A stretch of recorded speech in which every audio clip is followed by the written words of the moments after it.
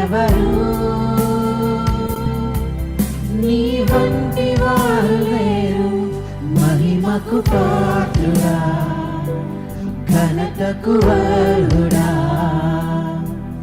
మా చేతులెత్తి మేము నిన్నారాధింతుము, మహిమకు పాత్రుడా, ఘనతకు అర్హుడా.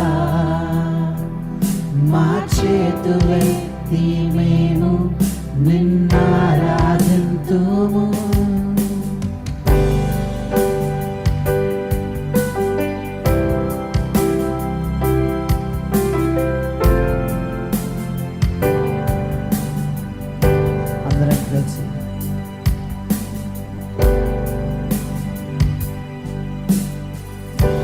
అందరం కలిసి స్తుతులకు పాత్రుడా, స్తుతులకు పాత్రుడా, స్తుతి చెల్లించెదం. నీ నామమెంతో గొప్పది, మేమారాధింతుము. స్తుతులకు పాత్రుడా, స్తుతి చెల్లించెదం. నీ నామమెంతో గొప్పది, మేమారాధింతుము. మహోన్నతుడా, అద్భుతాలు చేయువాడా, నీ వంటి వారు ఎవరు? నీ వంటి వారు లేరు, మహోన్నతుడా, అద్భుతాలు చేయువాడా, నీ వంటి వారు ఎవరు? నీ వంటి వారు లేరు, మహిమకు పాత్రుడా, ఘనతకు అర్హుడా. మా చేతులెత్తి మేము నిన్నారాధింతుము, మహిమకు పాత్రుడా, ఘనతకు అర్హుడా. మా చేతులెత్తి మేము నిన్నారాధింతుము.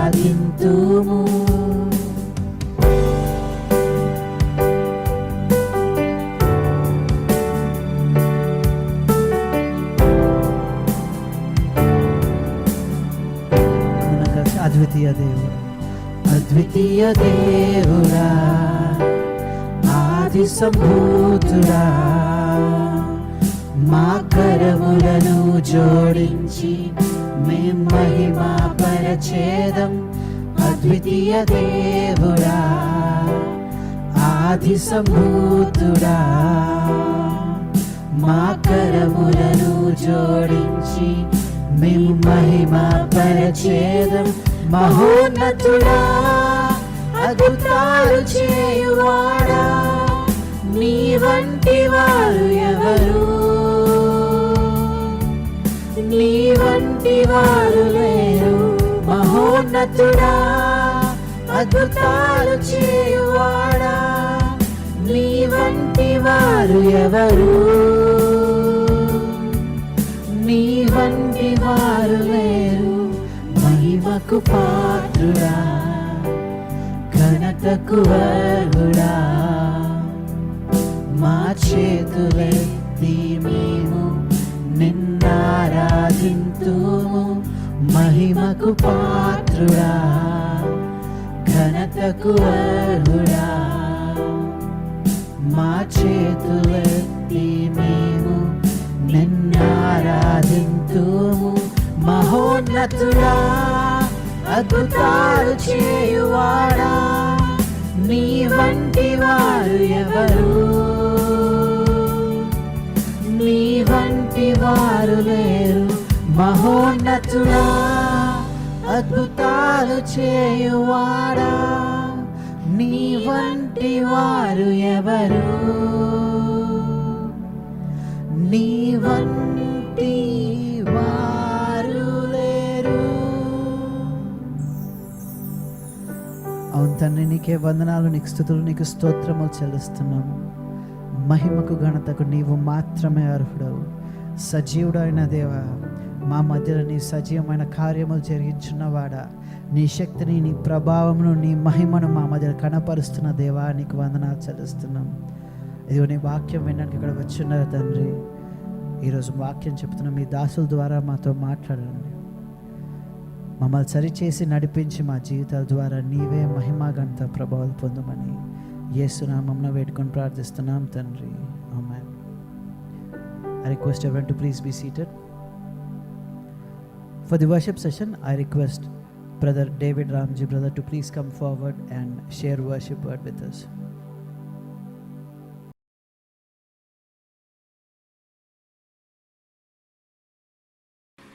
కీర్తన మనం వాక్యం ధ్యానించే ముందు ఒక చిన్న ప్రార్థన చేసుకుని మొదలు పెట్టుకుందామండి. మహోన్నతుడా, దేవ, పరిశుద్ధుడా, మీకు వందనాలు, స్తోత్రాలు చెల్లించినాం ప్రభువా.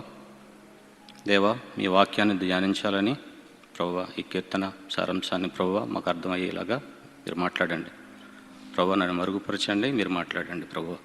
దేవా, మీరు మాట్లాడినట్లయితే మేము బ్రతుకుతాం ప్రభువా. మాటల్లో జీవం ఉన్నది నా తండ్రి. ప్రభువా, మీరే మాట్లాడమని ప్రభువా, మాకు కావలసిన తండ్రి ఆహారాన్ని, ఆత్మీయ ఆహారాన్ని మాకు దయచేయమని యేసు పరిశుద్ధ నామమున వేడుకొంచున్నాం పరమ తండ్రి. ఆమేన్. 46వ కీర్తన మనం ధ్యానిద్దామండి ఈరోజు. 1వ వచనం నేను చదువుతాను, 2 మీరు అలా చదువుకుందామండి. దేవుడు మనకు ఆశ్రయమును దుర్గమునై ఉన్నాడు, ఆపత్కాలములలో ఆయన నమ్ముకొనదగిన సహాయకుడు.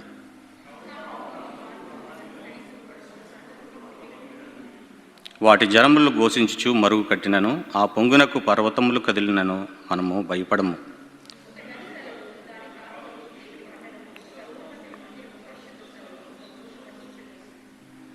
దేవుడు ఆ పట్టణంలో ఉన్నాడు, దానికి చలనం లేదు.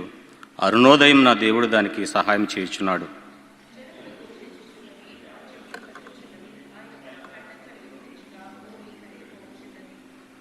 సైన్యములకు అధిపతి యెహోవా మనకు తోడై ఉన్నాడు, యాకోబు యొక్క దేవుడు మనకు ఆశ్రయమై ఉన్నాడు.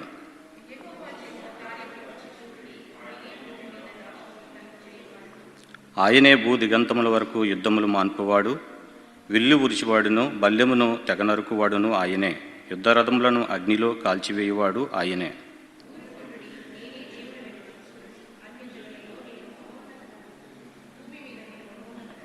సైన్యములకు అధిపతి యెహోవా మనకు తోడై ఉన్నాడు, యాకోబు యొక్క దేవుడు మనకు ఆశ్రయమై ఉన్నాడు. కూర్చోండి.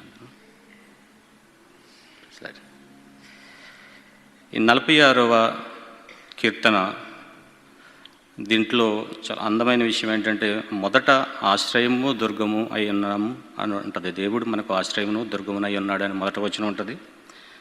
మరలా మీరు లాస్ట్ 10, 11 చూస్తే 11లో మళ్ళా సైన్యములకు అధిపతి యెహోవా మనకు తోడై ఉన్నాడు, యాకోబు యొక్క దేవుడు మనకు ఆశ్రయమై ఉన్నాడు అని ఉంటుంది. మధ్యలో ఎన్ని ఉన్నప్పటికీ మొదట చివర చూస్తే ఇది చాలా మనకి ఒక కంఫర్ట్, దేవుడిని నమ్ముకున్న వారికి చాలా ధైర్యాన్ని ఇచ్చే విధంగా ఉంటుందన్నమాట ఇది. ఇక్కడ మీరు 2వ వచనం చూసినప్పుడు, కావున భూమి మార్పు నొందినను, నడి సముద్రములలో పర్వతములలో మునిగినను అని ఉంటుంది. అంటే భూమి ఆకాశంలో మార్పు చెందుతాయి, అవి గతించిపోతాయి అని ఉంటుంది. కానీ దేవుని వాక్యం మాత్రం ఎప్పటికీ గతించిపోవదు అని మనకి మత్తయిలో ఉంటుంది. అయితే ఇప్పుడున్న ప్రజెంట్ సిచ్యువేషన్ చూస్తే మనము చాలా అన్సర్టనిటీ, ఇప్పుడున్న మనం where we are in the right now అని అంటే చాలా అన్సర్టనిటీ. ఇంతకుముందు రోజుల్లో అంటే మనకు తెలిసిన వరకు తరాలను చూసుకుంటే, మన జనరేషన్స్కి ముందు చిన్నప్పటి నుంచి ఇప్పుడు చూసుకుంటే, బాగా చదువుకుంటే ఓకే ఇంజనీరింగ్ ఏదో బీటెక్ చేస్తే వాళ్ళు ఇంజనీరింగ్ సెట్ అవుతారు, లేకపోతే డాక్టర్ చదివితే ఇది ఉంటారు, లేకపోతే ఇంకోటి చూస్తే ఉంటుంది. అంటే అదేవిధంగా చదువుకోవడం అలాగే మనం సెటిల్ అవ్వడం జరిగింది.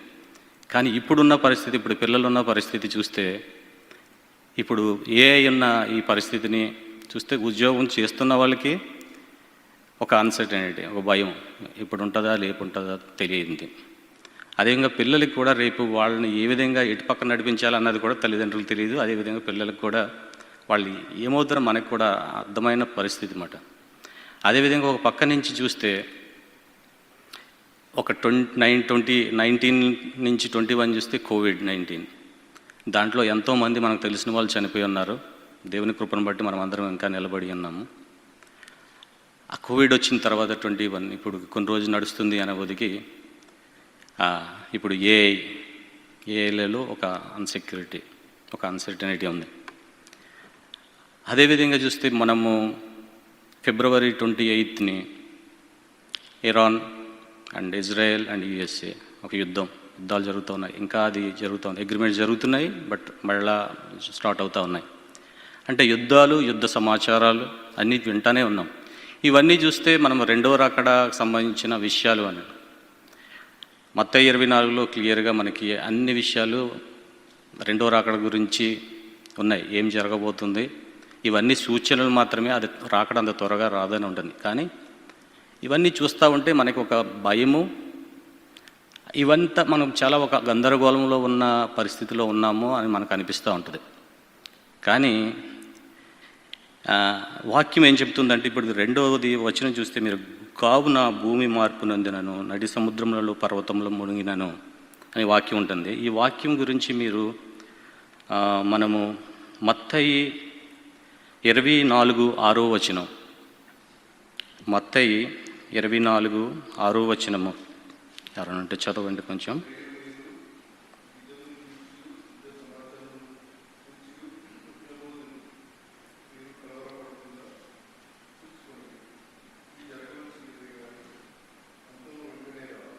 రైట్, యుద్ధముల గురించి వింటాము, యుద్ధ సమాచారం గురించి వింటాము, కానీ అంతనే రాదని మనకు వాక్యం చెప్తుంది.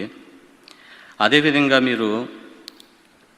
మనము యెషయాలో 34:4లో కాగితపు చుట్ట వలె ఆకాశ వైశాల్యం, అంటే ఆకాశము ఒక కాగితపు చుట్ట వలె ఒక రోల్ కింద చేయబడుతుంది అని ఉంటుంది.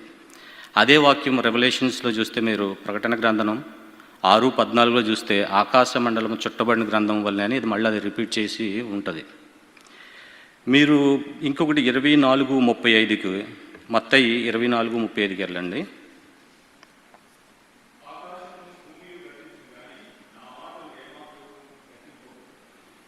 ఆకాశమును భూమి గతించును కానీ నా మాటలు ఏ మాత్రమునో గతించవు. అంటే ఏవి కదిలించబడతాయి, ఏవి కదిలించబడవు అని చూస్తే ఇవన్నీ కూడా ఇట్స్ టెంపరీ. అంటే వీటికంటూ ఒక ఎక్స్పైరీ డేట్ ఉందన్నమాట. ఒక మెడిసిన్కి ఎలాగ ఉంటుందో ఎక్స్పైరీ డేట్, అదేవిధంగా వీటిలన్నిటికీ కూడా ఒక ఎక్స్పైరీ ఉంది, ఒకరోజు గతించిపోతాయి. కానీ దేవుని వాక్యం మాత్రము దానికి ఇట్స్ ఎటర్నల్, దానికి ఒక ఎక్స్పైరీ లేదు. ఇక్కడ ఎన్నో రాజ్యాలు వచ్చి ఉన్నాయి, మనం మా శరీరం కూడా దీనికంటూ ఒక ఎక్స్పైరీ ఉంది. అదేవిధంగా మనం ఉన్న ఈ బిల్డింగ్ చూస్తే దీనికి ఒక రోజుని కూలిపోవడం జరుగుతుంది. అదేవిధంగా భూమి ఆకాశంలో కూడా గతించిపోతాయి. రాజ్యాలు ఎన్నో వచ్చినాయి, రోమన్ ఎంపరర్ అని, బ్రిటిష్ ఎంపరర్ ఎన్నో వచ్చినాయి, బలమైన రాజ్యాలు, అవన్నీ కూలిపోయినాయి. కానీ దేవుని రాజ్యం అన్నది అది ఎప్పటికీ నిలిచి ఉంటుంది. అదేవిధంగా దేవుని మాటలు కూడా అవి ఎప్పటికీ ఉంటాయి. మన కోసం ఏవైతే దేవుడు ప్రామిస్ చేశాడో ఈ వాక్యం ద్వారా అవన్నీ కూడా ఇప్పుడు జరుగుతూనే ఉంటాయి. దేవుడు సత్యము నీతితోనే మనం పరిపాలిస్తున్నాడని ఉంటుంది. అతను నీతిమంతుడు పరిశుద్ధుడు కనుక మనల్ని పరిశుద్ధులుగా ఉండమంటున్నాడు. మనల్ని అదేవిధంగానే నీతితోనే సత్యంతోనే నడిపిస్తూ ఉన్నాడు. అది ఎప్పటికీ ఎటర్నల్.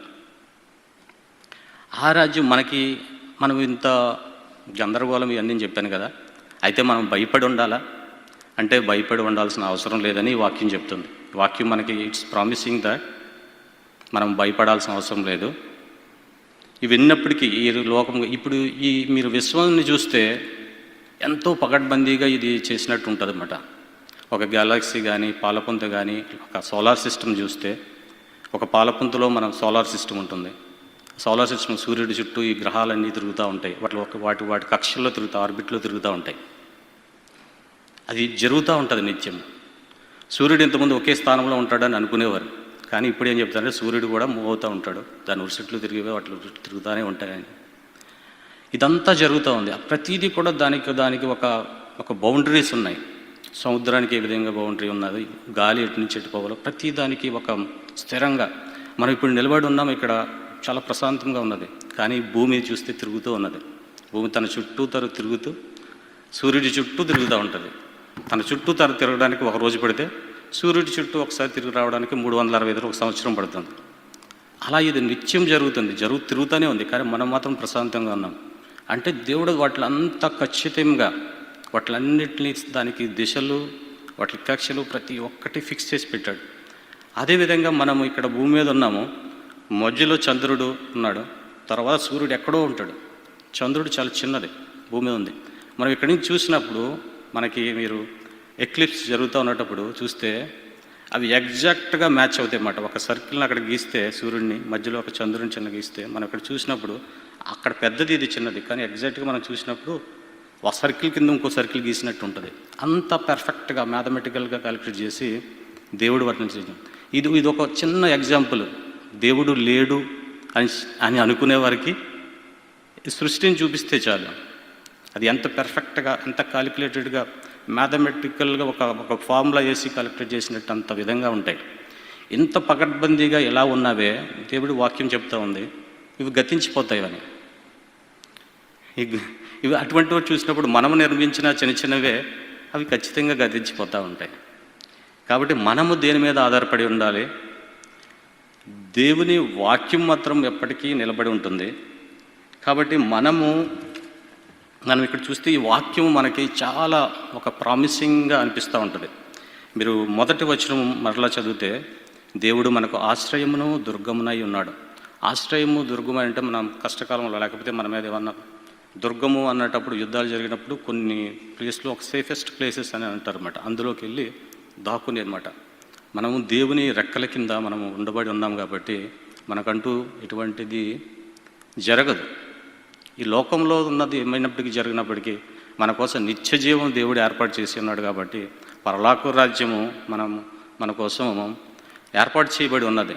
దేవుడు ఒక వాక్యంలో చూస్తే, నేను మీకోసం వెళ్ళి అక్కడ గోపురంలో నిర్మించడానికి వెళ్ళిచున్నాను ఉంటుంది. గోపురంలో ఇంగ్లీష్ మ్యాన్సన్స్, ఒక ఏవో చిన్న ఇల్లులు కాదు, ఒక మహా పెద్ద మ్యాన్సన్స్ మన కోసం దేవుడు ఏర్పాటు చేస్తున్నాడు. అక్కడది నిత్య జీవము, ఎప్పటికీ దేవునితో మనము ఆనందిస్తూ ఉంటాము. ఇంత గొప్ప రక్షణ దేవుడు మనకిచ్చాడు.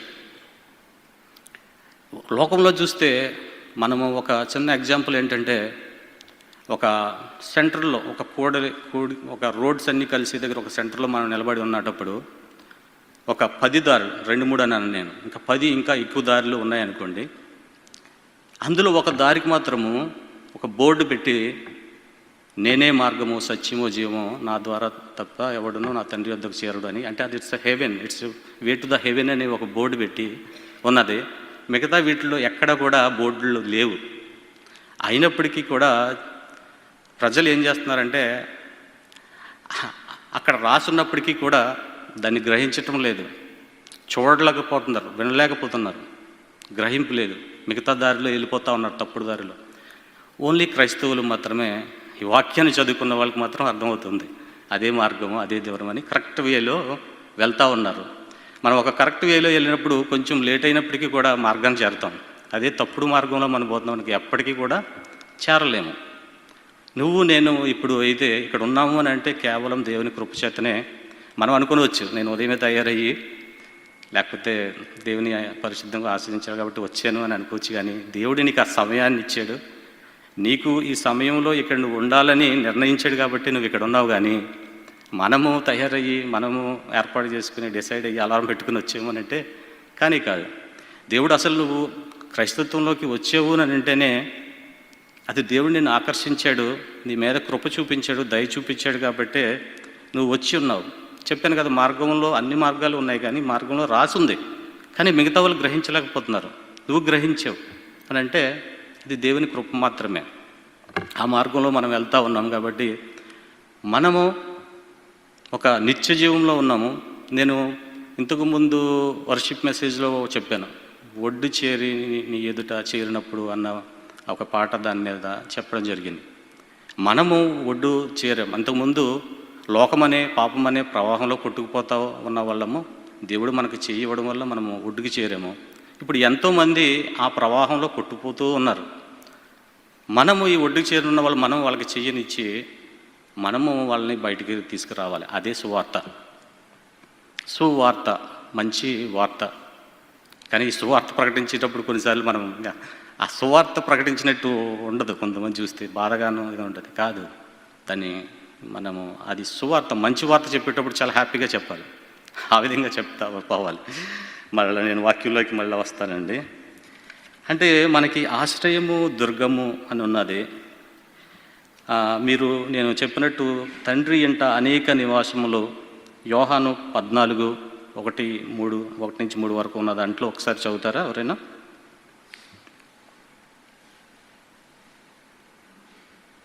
యోహాను 14:1 అండి.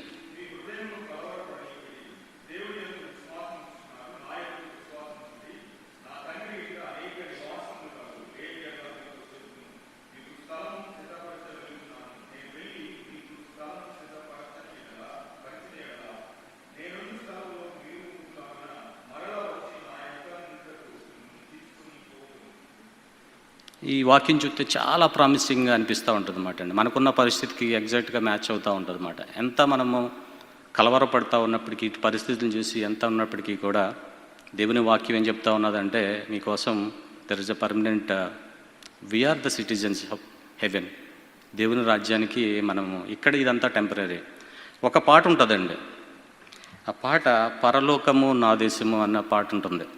ఆ పాట వింటే, అంటే అది మనం చాలా మట్టుకి, అంటే చర్చిలో పాడతారులేదు తెలియదు, కానీ ఎవరైనా చనిపోయినప్పుడు తీసుకెళ్ళేటప్పుడు ఖచ్చితంగా పాడుతూ ఉంటారు ఆ పాటని. పరలోకము నా దేశము, పరదేశి నేనిలా, మాయలోకమేగా నేను యాత్రికుడను. ఎంతో అందమైనది పరలోకము, అసమానమైనది నా దేశము. ఎంతో అందమైనది పరలోకము, అసమానమైనది నా దేశము. ఎల్లప్పుడూ విశ్వాసముతో యాత్రను సాగింతును, ఎల్లప్పుడూ విశ్వాసముతో యాత్రను సాగింతును. పరలోకము నా దేశము, పరదేశి నేనిలా, మాయలోకమేగా నేను యాత్రికుడను. నిత్యానందముండును పరమందునా, నీతి సమాధానము ఉండు నచ్చట.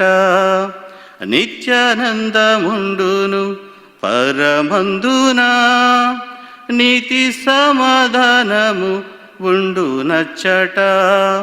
పొందేదను విశ్రాంతిని శ్రమలన్నీయు వీడి, పొందేదను విశ్రాంతిని శ్రమలన్నీయు వీడి. పరలోకము నా దేశము, పరదేశి నేనిలా, మాయలోకమేగా నేను యాత్రికుడను. ఈ పాట మీరు అంటే పాడమని కాదు, కానీ అట్లీస్ట్ ఒకసారి కుదిరితే చదవండి. చాలా మంచి పాట. అంటే ఇవి ఎందుకు అప్పుడే పాడుతూ ఉంటారు, మిగతా సమయం ఇప్పుడు పాడరు, కానీ మిగతా సమయం ఇప్పుడు కూడా పాడితే బాగుంటుంది. ఎందుకంటే what is promising for us, దేవుడు ఏది మనకి ఏర్పాటు చేసాడు అన్నది ఇందులో వస్తూ ఉంటుంది అన్నమాట. మనం ఇక్కడన్నీ లోకంలో ఉండే శ్రమలన్నీ ఉండొచ్చు, కానీ అక్కడ మాత్రం ఏ శ్రమలు ఉండవు. సో మన కోసం మంచి జీవితాన్ని, మన కోసం మంచి గోపురాలను దేవుడు అక్కడ ఏర్పాటు చేసి నిత్యం దేవునితో ఆనందించే విధంగా ఉన్నదని మనకు ప్రామిసింగ్గా అనిపిస్తూ ఉంటుంది. బట్ సరే, ఇన్ని ప్రామిసింగ్ ఉన్నాయి కదా, మనం అయితే ఇప్పుడు ఏ విధంగా మనం జీవించాలి, ఏం చేయాలి? ఆల్రెడీ ఇప్పుడు ఒకటి విషయం చెప్పాను కదండి, మనం ఒడ్డు చేరం బయటికి, ఆల్రెడీ మిగతా ఒడ్డు ఉన్న మిగతా వాళ్ళకి చేయి అందించాలి. మనం విశ్వసించి, వాక్యం మీరు పాటలో విన్నట్లు విశ్వాసంతో మనం ముందుకు వెళ్ళాలి. అసలు ఈ క్రిస్టియానిటీ అన్నదే ఒక దేని మీద ఒక నిలబడి ఉన్నదంటే మొత్తం విశ్వాసం అనే దాని మీదే, మొత్తం ఇది ఒక దాని మీదే అంత కట్టబడి ఉంటుంది, విశ్వాసం మీదే ఉంటుంది. ఎందుకంటే మనం ఇక్కడ ఉన్నామని అంటే మనం విశ్వసించాం. దేవుడు దేవుడు మనకి యేసుక్రీస్తుగా వచ్చి ఇక్కడ మరణించి మన కోసం రక్తం చిందించి మనల్ని రక్షించాడు, మన పాపములన్నింటినీ కడిగాడు, క్రయధనం కింద తన రక్తాన్ని ఇచ్చి మరలా తిరిగి లేచి వెళ్ళాడని మనము హృదయమందు విశ్వసించి నోటితో ఒప్పుకున్నాం. కాబట్టే మనము ఆ విశ్వాసం ద్వారానే మనము ఈ విధంగా ఉన్నాము, క్రైస్తవుల కింద ఉన్నాం. ఆ క్రైస్తత్వంలో మనం ఉన్నాం కాబట్టి మిగతా వారు కూడా ఈ మంచి సువార్తను మనం ప్రకటిస్తూ మన విశ్వాసాన్ని కొనసాగిస్తూ ముందుకు మనము వెళ్ళాలి. లాస్ట్గా ఒక మార్కు 12:30కి వెళ్ళండి. దాంట్లో ఒక 2 ప్రధానమైన ఆజ్ఞలు అన్నమాట. మేము యూత్ రిట్రీట్కి వెళ్ళాము కదా, పిల్లలు మన చర్చ్ యూత్ రిట్రీట్కి వెళ్ళాము. ఒక వారం రోజులు జరిగింది అంతా కూడా ఇదే వాక్య సందేశం అన్నమాట. 2 ఆజ్ఞలు, ప్రధాన ఆజ్ఞలు. మొత్తం వాక్యం అంతా, బైబిల్ అంతా కూడా ఉన్నదే ఈ 2 ఆజ్ఞల మీద ఉన్నదే ఉంటుంది. పూర్ణ ఆత్మతో, పూర్ణ బలంతో, పూర్ణ శక్తితోనూ దేవుణ్ణి నీ దేవుడైన యెహోవాను ఆరాధించము, వర్షిప్ చేయాలి. మనం అన్నీ కూడా 100%, అందులో 90% అలాగే ఏముండదు, 50% ఏముండదు, 100% మనం చేయాలి. 2వ ఆజ్ఞ లవ్ యువర్ నైబర్, నిన్ను వలె నీ పొరుగువారిని ప్రేమించము అని. సో ఇదే దాంట్లో ఈ వాక్యం ఉన్నది. ఇదంతా మన ఎదుటి వాళ్ళని ప్రేమించినప్పుడు వాళ్ళు లోకంలోనూ ఆ ప్రవాహంలోనూ కొట్టుకుపోతున్నారు, నశించిపోతున్నారని మనకు తెలిసినప్పుడు కూడా మనకు తెలిసిన మంచి సువార్తను మనము ప్రకటించకపోతే వాళ్ళు మనం ప్రేమించినట్టు కాదు. సరే, నేను చివరిగా నేను ఒకసారి మీరు లాస్ట్ 46:10 వచనం చూస్తే, ఊరకుండి నేనే దేవుడినని తెలుసుకొనిడి, అన్ని జనులలో నేను మహోన్నతుడు నగుదును, భూమి మీద నేను మహోన్నతుడు నగును, be still and know that I am God. ఇవన్నీ చూస్తే మనకు దేవుడు ఒకడు ఉన్నాడు అని చెప్పి దేవుడి మీద మన నమ్మకం కలిగి మనము ముందుకు వెళ్ళాలి. మనము మన విశ్వాసాన్ని కొనసాగిస్తూ మనం దేవునిలో ఉంటూ మనం మళ్ళీ ఆ ప్రవాహంలోకి, ఆ పాపం అనే లోకం అనే ప్రవాహంలోకి వెళ్ళిపోకుండా మనం బయట ఉండి మిగతా వాళ్ళకి చేతిని అందిస్తూ కొనసాగిస్తూ మనము గడపాలండి. చిన్న ప్రార్థన చేసుకొని ఇది ముగిద్దామండి. దేవా, మీకు స్తోత్రాలు, వందనాలు చెల్లించినాం ప్రభువా. దేవా, మీరు మాట్లాడారని మేము నమ్ముచున్నాము. ఈ వాక్యాన్ని తండ్రి మా హృదయాల్లో ఫలింపు చేయండి ప్రభువా. దీన్ని ఆశీర్వదించండి, దీవించండి ప్రభువా. ఈ వాక్యాన్ని తండ్రి మాకు ఫలవంతంగా ఉండడానికి, ప్రభు ఆత్మీయంగా మేము ఎదగడానికి సహాయం దయచేయండి. ఈ చిన్న ప్రార్థన మీ పాలసీని చేర్చుకొని యేసు అతి పరిశుద్ధ నామమున వేడుకొంచున్నాం పరమ తండ్రి, ఆమేన్.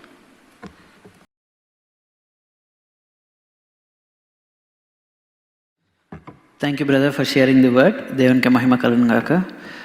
Before going to the main message, let's just quickly go through the announcements. Andi, is there anyone visiting us for the first time? Evarana modatisari maato paatu ee church lo aaradhanaku vachinara? All right. Let's quickly go through the announcements. Andi, every week we have a Sunday service here. English service morning 9:30 కి ఉంటుంది, Telugu service 11 కి ఉంటుంది. And Sunday school వచ్చేసి కిడ్స్కి 11 AM to 12 PM ఉంటుంది. అలాగే the bridge Bible study కూడా ఉంటుందండి. It will be from 12:15 onwards. And Bible study, every weekly services గమనించండి. Every Wednesday we have Bible study which will be online 7 to 8 PM ఉంటుంది. Zoom details, you can reach out to any one of us, will help you out. Women's Bible study will be every Thursday 7 to 8 PM. అలాగే Fridays వచ్చేసి every month first Friday will have worship and prayer night. This will be from 7 PM to 11 PM. అలాగే every third Friday will have family Friday which will be from 7 to 10 PM and will also have potluck. So దేవుని స్తుతించి ఆరాధించి వాక్యం అయిన తర్వాత అందరు కలిసి కొంచెం ఫెలోషిప్లో టైం స్పెండ్ చేస్తాం. And every month third Sunday will have communion Sunday. So we encourage you look at this services and pray and participate in that. Having said that, I think if anyone else is interested to be part of these services, ఎవరన్నా ఈ సర్వీసెస్లో పాల్గొనాలి, ఎవరైనా help చేయాలి అనుకుంటే please reach out to us or the deacons and we will be more than interested to place you out. And quick announcements అండి. ముందే చెప్పినట్టుగా August 9th మనకు బైబిల్ క్విజ్ ఉంది. We have quiz for kids and adults. What is there for the quiz అనేది already గ్రూప్లో పెట్టాము. If you need more information, please reach out to us. And kids game day undandi. This will be on August 6th at 10 AM. For more details, please reach out to Srinivas brother. Alage kids night out undandi. This will be from 6 months of age children's all to 5th grade varaku. So 6 months age nunchi 5th grade varaku mee pillalu unnatlaithe there's a kids night out. This will be from 6 to 9 PM July 31st. They'll have a good time here, snacks, games, and they'll watch a small movie. So if you are interested in any of this, please reach out to Kids Visham Edanna. You can reach out to Srinivas brother and he can help you out. And good news, God's blessing. Madhavaraj uncle and Julie auntie, they have been blessed with a grandson. Thank you for all your prayers. Please remember the mother, the family, and the baby in your prayers. God be glorified. Let's get into the main word, Andy. Today we have Reverend Sam Babu Katuri garu and also Auntie with us. I believe we all know, we are all familiar with Uncle. Mana madhyalo Vinid Anna and Ruth sister unnaru kada, Vinid Anna wala father. Uncle, we are very happy to have you here and we thank God for this. I request you to please come and minister the word to us.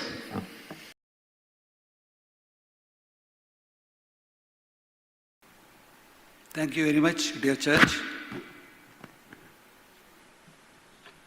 Before starting my sermon, I will read one verse from Isaiah.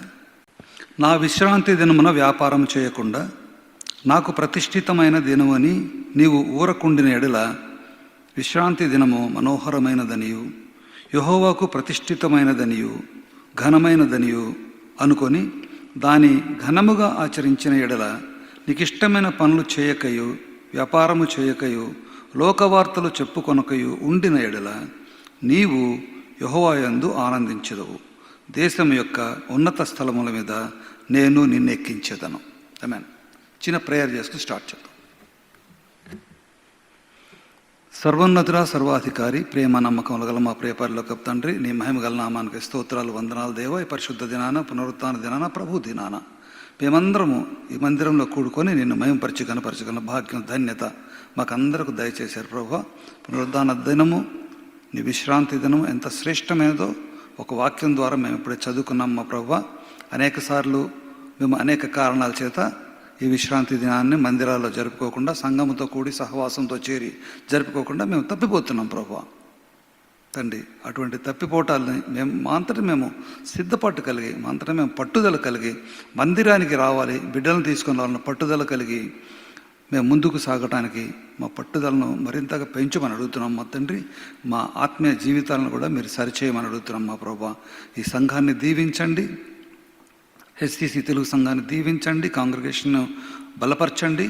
Congregation మరింతగా ఆత్మీయంగా బలపరచబడటానికి, Sunday school బలపరచబడటానికి, youth సంఘం బలపరచబడటానికి, women's retreat బలపరచబడటానికి సహాయం దయచేయమని ప్రభు అయిన యేసుక్రీస్తు నామంలో అడిగి వేడుకుంటున్నాం తండ్రి.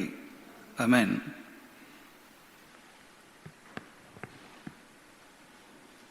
Good morning, one and all. Once again, I am happy to see you on everybody after a break of 10 days. Third Friday I came here. That is Family Friday. So I gave a sermon that day. Afterwards, I am informed that this Sunday, 26th July, is also some sermon is needed. I made myself prepared for this. Came before you.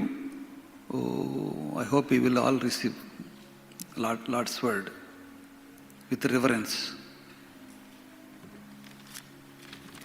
Okay, let us go into our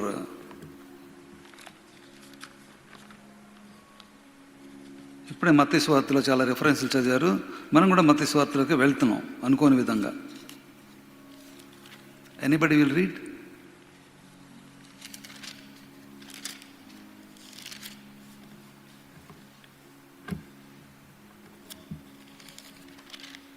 okay. మత్తయి సువార్త, gospel of Matthew, chapter 16, 1-6. 1 to 12 verses.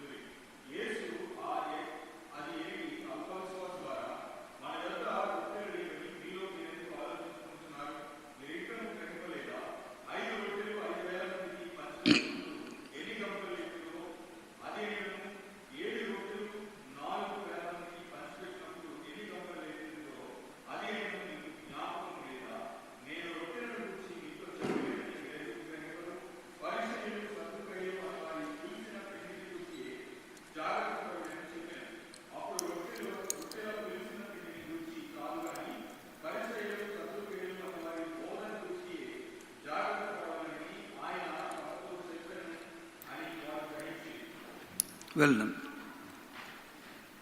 వాక్యంలోకి వెళ్దాం.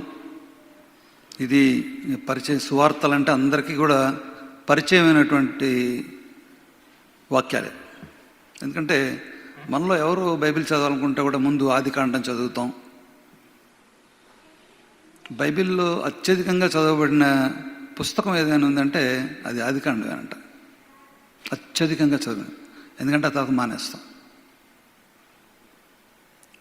అంటే ఆదికాండం ఉన్నంత స్పైసీగా మిగిలిన ఉండవు. దాంట్లో stories ఉంటాయి, చక్కగా జీనియాలజీస్ ఉంటాయి, వంశావళులు ఉంటాయి. అందరికీ ఇష్టమైన అబ్రహాం ఉంటాడు, ఆయన పిల్లలు, ఆయన మనవళ్ళు, ఇస్సాకు, యాకోబు, వాళ్ళ సంతతి, ఇశ్రాయేలీలు, అక్కడి వరకు, యాకోబు వరకు. దానిలో ఆదికాండంలో గమనించాల్సిన ముఖ్యమైన విషయం ఏంటంటే, ఒకటి, అది సృష్టితో ప్రాణం పోయటంతో స్టార్ట్ అవుతుంది, ఒక ప్రాణం పోవటంతో ఎండ్ అవుద్ది. నరుని సృష్టించాడు, యాకోబు చనిపోయాడు. 50వ వచనంలో, ఆదికాండం 50వ వచనంలో యాకోబు తన ప్రాణము విడిచాను. ఎంత మనకి ఆశ్చర్యం వేస్తుంది. మనిషి జీవితం ప్రారంభం, మనిషి జీవితం ముగింపు రెండు మనం మొదటి గ్రంథంలోనే చూడగలుగుతాం. అనేకం ఉన్నాయి. దాని పేరే ఆదికాండం, దాని పేరే ప్రారంభాలు. వేరొక ట్రాన్స్లేషన్ బుక్ చూసి బైబిల్ చదివాను నేను. దానిలో ఆరంభాలు అని ఉంటుంది. ఇంగ్లీష్లో చూస్తే జెనిసిస్. సో అన్ని ఆరంభాలు ఇక్కడే ఉన్నాయి. ఒక సృష్టి ఆరంభం ఇక్కడే ఉంది, మనిషి పుట్టుక ఇక్కడే ఉంది. చెప్పాలంటే చాలా ఉన్నాయి. దాని నుంచి మనం బయటకు వద్దాం. అయితే ప్రతిరోజు నేను ఒక చిన్న ప్రశ్న అడుగుతున్నాను. ప్రతిరోజు మనందరం బైబిల్ చదువుకుంటున్నామా? At least once. చిన్న ఇల్లస్ట్రేషన్ చెప్పి నేను శర్మన్లోకి వెళ్తాను. సరే, ఒక ఆయన బైబిల్ చదువుదాం అనుకున్నాడు, అట్లా పెట్టాడు, తీసి చదివాడు. వరదలు వచ్చి మీదుగా పొర్లిపారినను, నీ మీద పొర్లిపారవు, అగ్నిజ్వాలలో నేను కాల్చుదాలని వచ్చింది. ఇదేంట్రా దేవుడు, ఉదయాన్నే బైబిల్ తీస్తే వరదలు అంటాడు, అగ్నిజ్వాలలు అంటాడు అని పక్కన పెట్టేశాడు. ఇంకో చోట పెట్టాడు. మనందరికి జనరల్గా జరిగేది, మనకు నచ్చకపోతే పక్కన పెట్టేస్తాం. మనకి ప్రామిసింగ్గా ఉండాలి, ప్రామిసింగ్ వర్డ్ వస్తుంది. నెక్స్ట్ ఇంకోటి తీశాడు. ప్రభు అయిన యేసుక్రీస్తు వారి పరిశీలన గురించి వారి నోరు తెరిచిన సమాధుల వల్లే ఉన్నదని చెప్పాడు. ఇదేంటి, ఉదయాన్నే బైబిల్ చదువుదాన్ని మొదలు పెడితే ఇలా వచ్చింది, తెరిచిన సమాధుల వల్లే వస్తుంది. చిచ్చి, నాన్సెన్స్ ఉంది. ఇంకొక ట్రయల్ వేద్దామని చెప్పి తీసేసరికి అతడు పోయి ఉరిపెట్టుకునేను అన్నది. యూదా ఇస్కరియోతు గురించి మూసేశాడు. ఆ పూటకి మూసేశాడు. ఇంకా వై? అతను సిస్టమ్ ప్రకారం వెళ్ళా, ఆ లక్ సెర్చ్ చేసుకుంటున్నాడు. నాకు ఎక్కడ హృదయానికి మంచి కలిగే మాటలు, యెహోవా నా కాపరి, పచ్చగల చోట్ల ఆయన అనిపించున్నాడు, గాఢాంధకారం నడిచిన ఆయన చేయి నాతో ఉంటుంది, ఇలాంటి మాటల కోసం ఎదురు చూస్తూ ఉంటాం అందరం. Not only we Christians, everybody you are like this. కానీ దీన్ని ఒక సిస్టమేటిక్గా, ఒక రిథమిక్గా దాన్ని చదువుతూ వెళ్తున్నప్పుడు, దానిలోని రుచిని మనం ఆస్వాదిస్తున్నప్పుడు, ఇంకా అది చెప్పలేంది ఆ రుచి. చదవాలి. You have to go in it. మనం ఒక చోట నిలబడి బలమైన ప్రార్థన చేయాలంటే చదవాలి, మాటలు రావాలా, ఒకాబులరీ రావాలా. బైబిల్లో ఉన్న ఒకాబులరీ మన నోటికి వచ్చేసేయాలి. అలా రావాలంటే యూ హ్యావ్ టు రీడ్. మన పుస్తకాలు, మన సెక్యులర్ స్టడీస్లో మన అన్నీ ఎందుకు అంత అనర్గళంగా 3 గంటలు రాస్తాం. అమ్మ ఇంకో 10 నిమిషాలు ఉంటే బాగుంటాయేమో పరీక్షల్లో అనుకుంటాం. ఎందుకు ఎలా రాస్తాం? Because we read it, we listen to it with heart, we go and by heart. ఇంటికెళ్ళి we read it by heart, we listen it by heart, we write it by heart. ఇంత హార్ట్ మనం ఈ Bible మీద కూడా పెట్టవలసిన అవసరం ఉంది. అంటే ఒక ఏజ్ వచ్చిన తర్వాత పిల్లలకి మనం సండే స్కూల్లో నేర్పిస్తే it will come automatically. Okay, done. మన టెక్స్ట్లోకి వెళ్ళిపోదాం. మాథ్యూ 16:1-12.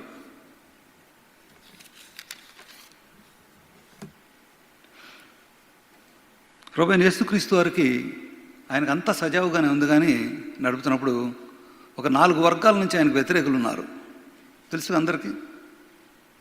ప్రధాన యాజకులు, శాస్త్రులు, పరిసయ్యులు, సద్దూకాయలు. ఈ 4 వర్గాలు ఆయనకు శత్రువులేం కాదు కానీ వ్యతిరేకులు, అన్డౌటెడ్లీ వ్యతిరేకులు. చివరిలో శత్రువులు కూడా అయిపోతారు, రేపు చచ్చిపోతాడు ఆమె. ఈ 4 వర్గాలలో వ్యతిరేకులు ఆయనకి. వీళ్ళు ఏం చేస్తున్నారు? ఆయన చేసిన ప్రతి పనిలోంచి తప్పు పట్టడానికి ప్రయత్నం చేస్తున్నారు. ఆయన ఏం చెప్పినా సరే నేను తండ్రి వద్ద నుంచి వచ్చానంటాడు, మరి దేవుడు నా తండ్రి అని చెప్తున్నాడు, నేను కుమారుడిని అని చెప్తున్నాడు. ఇదంతా బ్లాస్ఫెమీ, దైవదూషణ. ఇట్లా దైవదూషణ చేసే అతను మనం ఎలా యాక్సెప్ట్ చేయగలం? వాళ్ళందరూ ఎవరు? ప్రధాన యాజకుడు అంటే మరి నిత్యం ధూపం వేస్తాడు ఆయన, సంవత్సరానికి ఒకసారి అతి పరిశుద్ధ స్థానంలోకి వెళ్ళి చెప్తాడు. అతను ఎలా యాక్సెప్ట్ చేయగలడు? ఈయన ఎవరు వాళ్ళ దృష్టిలో? మనకి దేవుడు ఇవాళ వాళ్ళ దృష్టిలో వాడు ఓ 30 ఏళ్ళ కుర్రాడు, ఓ 10 మందిని పోగేసుకుని యెరూషలేము వీధుల్లో తిరుగుతున్నాడు, ఆశ్చర్యక్రియలు చేస్తున్నాడు. ఆ రోజుల్లో మామూలే, ప్రవక్తలు ఆశ్చర్యక్రియలు చేయలేదా? ఎలీషా, ఏలియా మరి వీళ్ళందరూ ఆశ్చర్యక్రియలు జరిపించలేదా? ఏలియా ప్రార్థన చేస్తే ఆకాశం నుంచి అగ్ని దిగి రాలేదా? ఇలా ప్రవక్తలు కూడా చేశారు. హీఈస్ నన్ ఎక్స్ట్రా దాన్ ఏ ప్రాఫెట్. ఇతను కూడా ఒక ప్రవక్త. అంతేకాదు గారడి సింహను కూడా మనకు తెలుసా పేరు, గారడీలు చేసేవాళ్ళు కూడా ఉన్నారు, వాళ్ళు కూడా చేశారు. మరి మోషే పాముల్ని కర్ర పడేస్తే పాములు వస్తే, మంత్రగాళ్ళు వచ్చి పాములు కర్ర పడేస్తే పాములు వచ్చినాయి. So many people could do so many things those days. ఈ రోజుల్లో కూడా కొంతమంది చెప్తారు, కొంతమంది చేస్తారంట. అంటే మన క్రిస్టియన్ సమాజానికి అంతగా తెలియదు. కానీ అటు నార్త్ ఇండియాలోకి వెళ్ళినప్పుడు, వారణాసి, కాశీలోకి వెళ్ళినప్పుడు కొంతమంది వ్యక్తులు ఉంటారంట ఇలాంటివి చేసేవాళ్ళు. మనం ఊహించలేని పనులు చేస్తారంట. చేతితో బూడు పెట్టి చేస్తే కూడా వస్తే మనం ఆశ్చర్యపోయేటువంటి పనులు జరుగుతాయంట అక్కడ. సో వీళ్ళందరూ ఎప్పుడు ఉన్నారు ఈ దేవుని మాటలకి, దైవత్వానికి వ్యతిరేకంగా ఉన్నటువంటి శక్తులు, వ్యక్తులు ఎప్పుడు ఉన్నారు. ఆ రోజు ఉన్నారు, ఈ రోజు ఉన్నారు, వితౌట్ ఎనీ ఎక్సెప్షన్. సో ఈ 4 వర్గాల వాళ్ళు మాత్రం ఎక్కడ కాదు, బయట వాళ్ళు కాదు, వీళ్ళు మందిరంలోని వాళ్ళే. మందిరంలో వాళ్ళు. ప్రధాన యాజకులు తీసుకెళ్తాడు, సంవత్సరం కోసం అతి పరిశుద్ధ స్థలంలోకి వెళ్తాడు, ఆయన యాజకత్వం పనులు ఆయన చేస్తాడు. శాస్త్రులు వాళ్ళ పని ఏంటంటే ఈ మోషే ధర్మశాస్త్రాన్ని లిఖించడం, కాపీ చేయటం వాళ్ళ పని, బోధించడం. పరిశీల పని బోధించడం, ధర్మశాస్త్రాన్ని బోధించడం. తర్వాత పరిసయ్యులు, శాస్త్రులు, వీళ్ళిద్దరికి కూడా అవే పనులు ఉన్నాయి. సద్దూకాయలు, ఈ సద్దూకాయలు కూడా యూదా వంశానికి లేదా ఇశ్రాయేల్ వంశానికి చెందిన వాళ్ళే. ఎవరు వీళ్ళు? రాజైన దావీదు కాలంలో సాదోకు అనే ఒక యాజకుడు ఉండేవాడు, తెలుసు కదా, చాలామందికి ఈ పేరు వినే ఉంటారు. ప్రతి రాజుకి మతపరంగా ఒక యాజకుడు, రాజ్యం పరంగా ఒక సైన్యాధిపతి, వీళ్ళిద్దరు కంపల్సరీ అటు ఇటు. సో ఇతను దావీదు దగ్గర ఉన్నటువంటి సాదోకు యొక్క వంశస్థులు వీళ్ళు సాదోకీయులు లేదా సద్దూకాయులు. చూడండి వీళ్ళు ఎంత పవర్ఫుల్ కుటుంబం నుంచి వచ్చారో. కానీ వీళ్ళ ముందు పేరు ముందు ఒక మాట ఉంటుంది, మీకు ఎవరికైనా గుర్తుందా?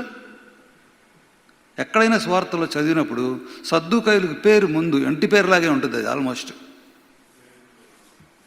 ఎనిబడి? పునరుత్థానము లేదనేడు. మీరు ఎక్కడైనా చదవండి, సద్దూకాయలు అనే మాట వస్తే పునరుత్థానము లేదనేడు. సద్దూకాయలు అంటే పునరుత్థానం మీద వాళ్ళకు విశ్వాసం లేదు. మరి క్రైస్తవ మతం దేని మీద కట్టబడింది? ఇప్పుడు బాబు చెప్పాడు విశ్వాసం మీద కట్టబడిందని చెప్పాడు కదా. మరి పునరుత్థానం విశ్వాసమే కదా. ఎవరు చూస్తారు దాన్ని? Did anybody see it? Did anybody are there any witnesses for resurrection? No. ఎవరు చూడలే. వాడు రోమన్ సైనికులు చూస్తే చచ్చిన వారు వాళ్ళు పడున్నారు దేవదూత దిగి వచ్చినప్పుడు. దేవదూతలు తర్వాత వచ్చారు. మరి మరియా మగ్దలేని మరియా మొట్టమొదటి చూసిన వ్యక్తి. ఆమె మొట్టమొదటి చూసిందే కానీ పునరుద్ధానం జరుగుతుండగా చూడలే, తోటలో చూసిన ఆమె. So without witnesses we are believing it. Amen. Without witnesses, without proof, seeing proof, we are believing it. We have faith in it. This is called faith. ఇప్పుడు చెప్పారు బాబు, అబ్రహాం టైంలో ఒక ఫెయిత్ ఉంది, ఇక్కడ ఒక ఫెయిత్ ఉంది. ఈ ఫెయితే క్రిస్టియానిటీ యొక్క బేసిస్. పునరుత్థానమే క్రిస్టియానిటీ యొక్క బేసిస్. పునరుత్థానం లేకపోతే క్రిస్టియానిటీ లేదు. క్రీస్తు మరణించి ఉంటే ఏం లేదు. మనం మరణించడం గొప్ప విషయం కాదు. పైగా ఆయన మరణించలేదు తెలుసా చాలామందికి. అంటే నేను వేరే సిద్ధాంతం చెప్పట్లా, తనను తాను అప్పగించుకున్నాడు. ఆమేన్. తను తాను అప్పగించుకున్నాడు. ఎట్లా అప్పగించుకున్నాడు? ఆఖరి మాట 7th వర్డ్, తండ్రి నా ఆత్మని నీ చేతికి అప్పగించుకున్నాడు. ఏం చేశాడు? ఆయన అప్పగించుకున్నాడు voluntarily. He lost his life. ప్రాణం పెట్టాడు ఆయన, ప్రాణం పెట్టాడు. మరణము ఆయనను బంధించుండుట అసాధ్యం అని చెప్తాడు పేతురు యాక్ట్స్ 2లో కదా. కాబట్టి కనుక దేవుడు ఆయనను లేపాను.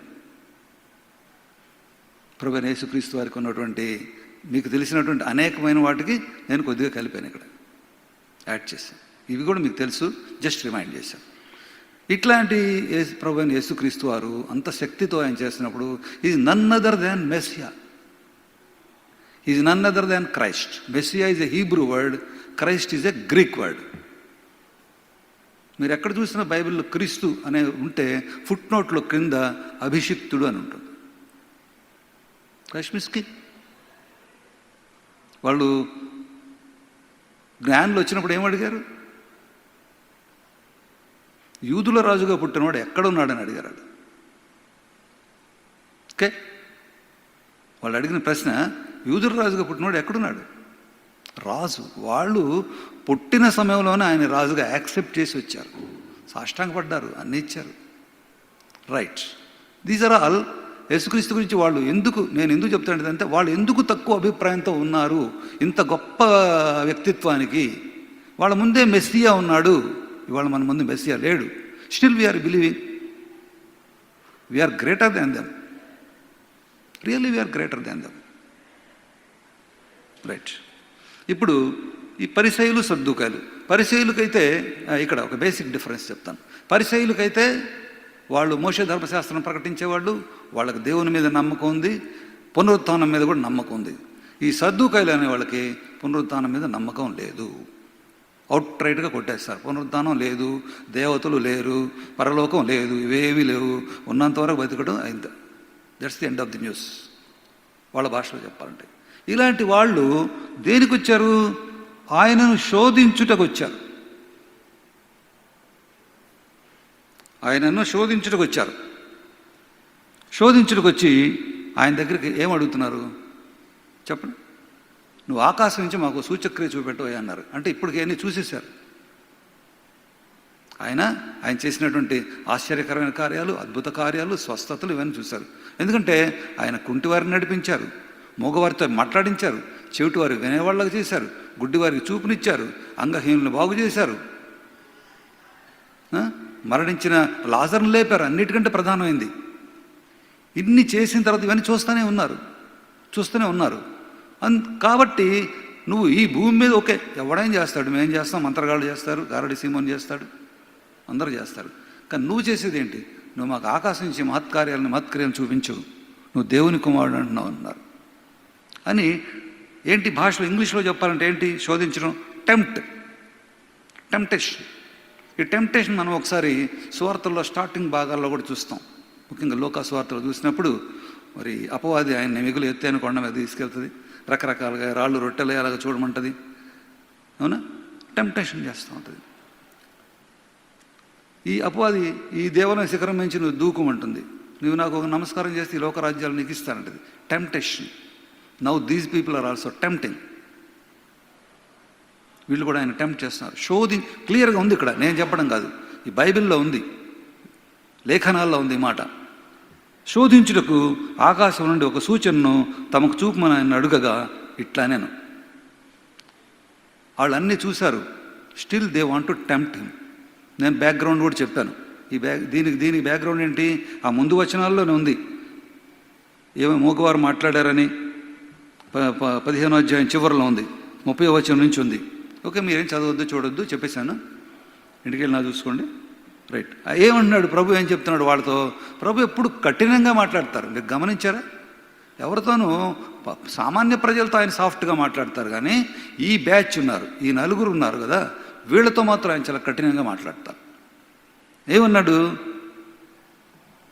సాయంకాలమున మీరు ఆకాశం ఎర్రగా ఉన్నది కనుక వర్షం కురియదనియు ఉదయమున ఆకాశం ఎర్రగాను మబ్బుగాను ఉన్నది కనుక నేడు గాలివాన వచ్చుననియు చెప్పుదురు కదా.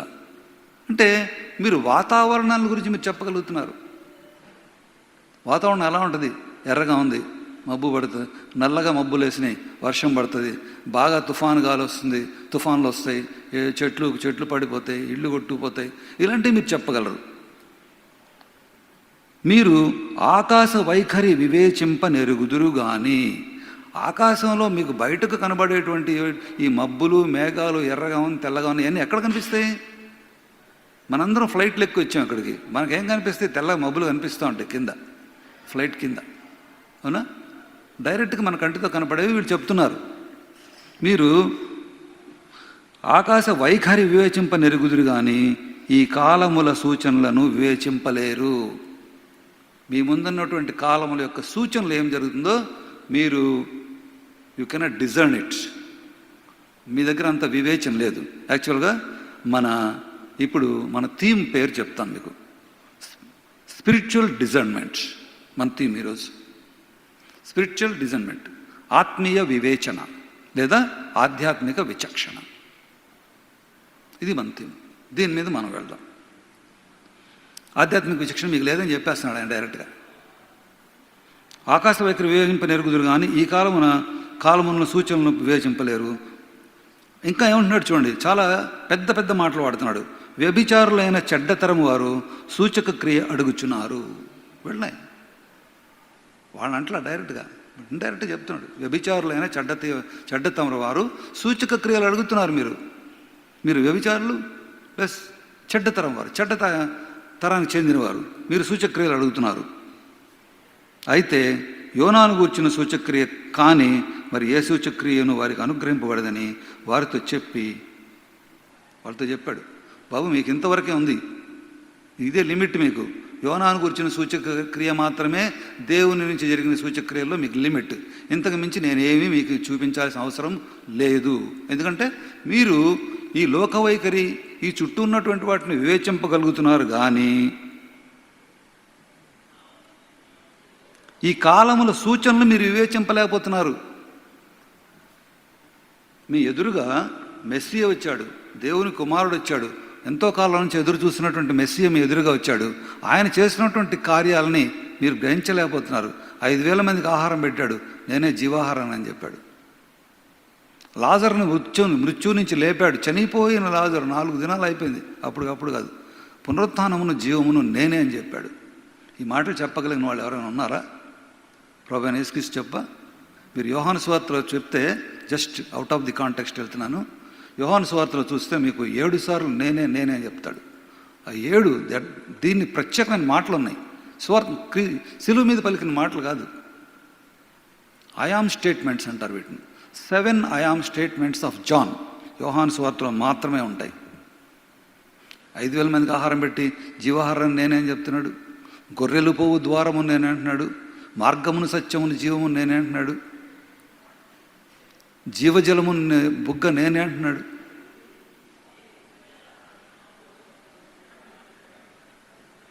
మరి లాజర్ను లేపినప్పుడు పునరుత్థానమును జీవమును నేనే అని చెప్తున్నాడు. 7 టైమ్స్ ప్రభు నేను తప్ప ఇంకెవ్వరు కాదు. అయామ్ అని చాలా ఇంపార్టెంట్ మాట అక్కడ బైబిల్లో.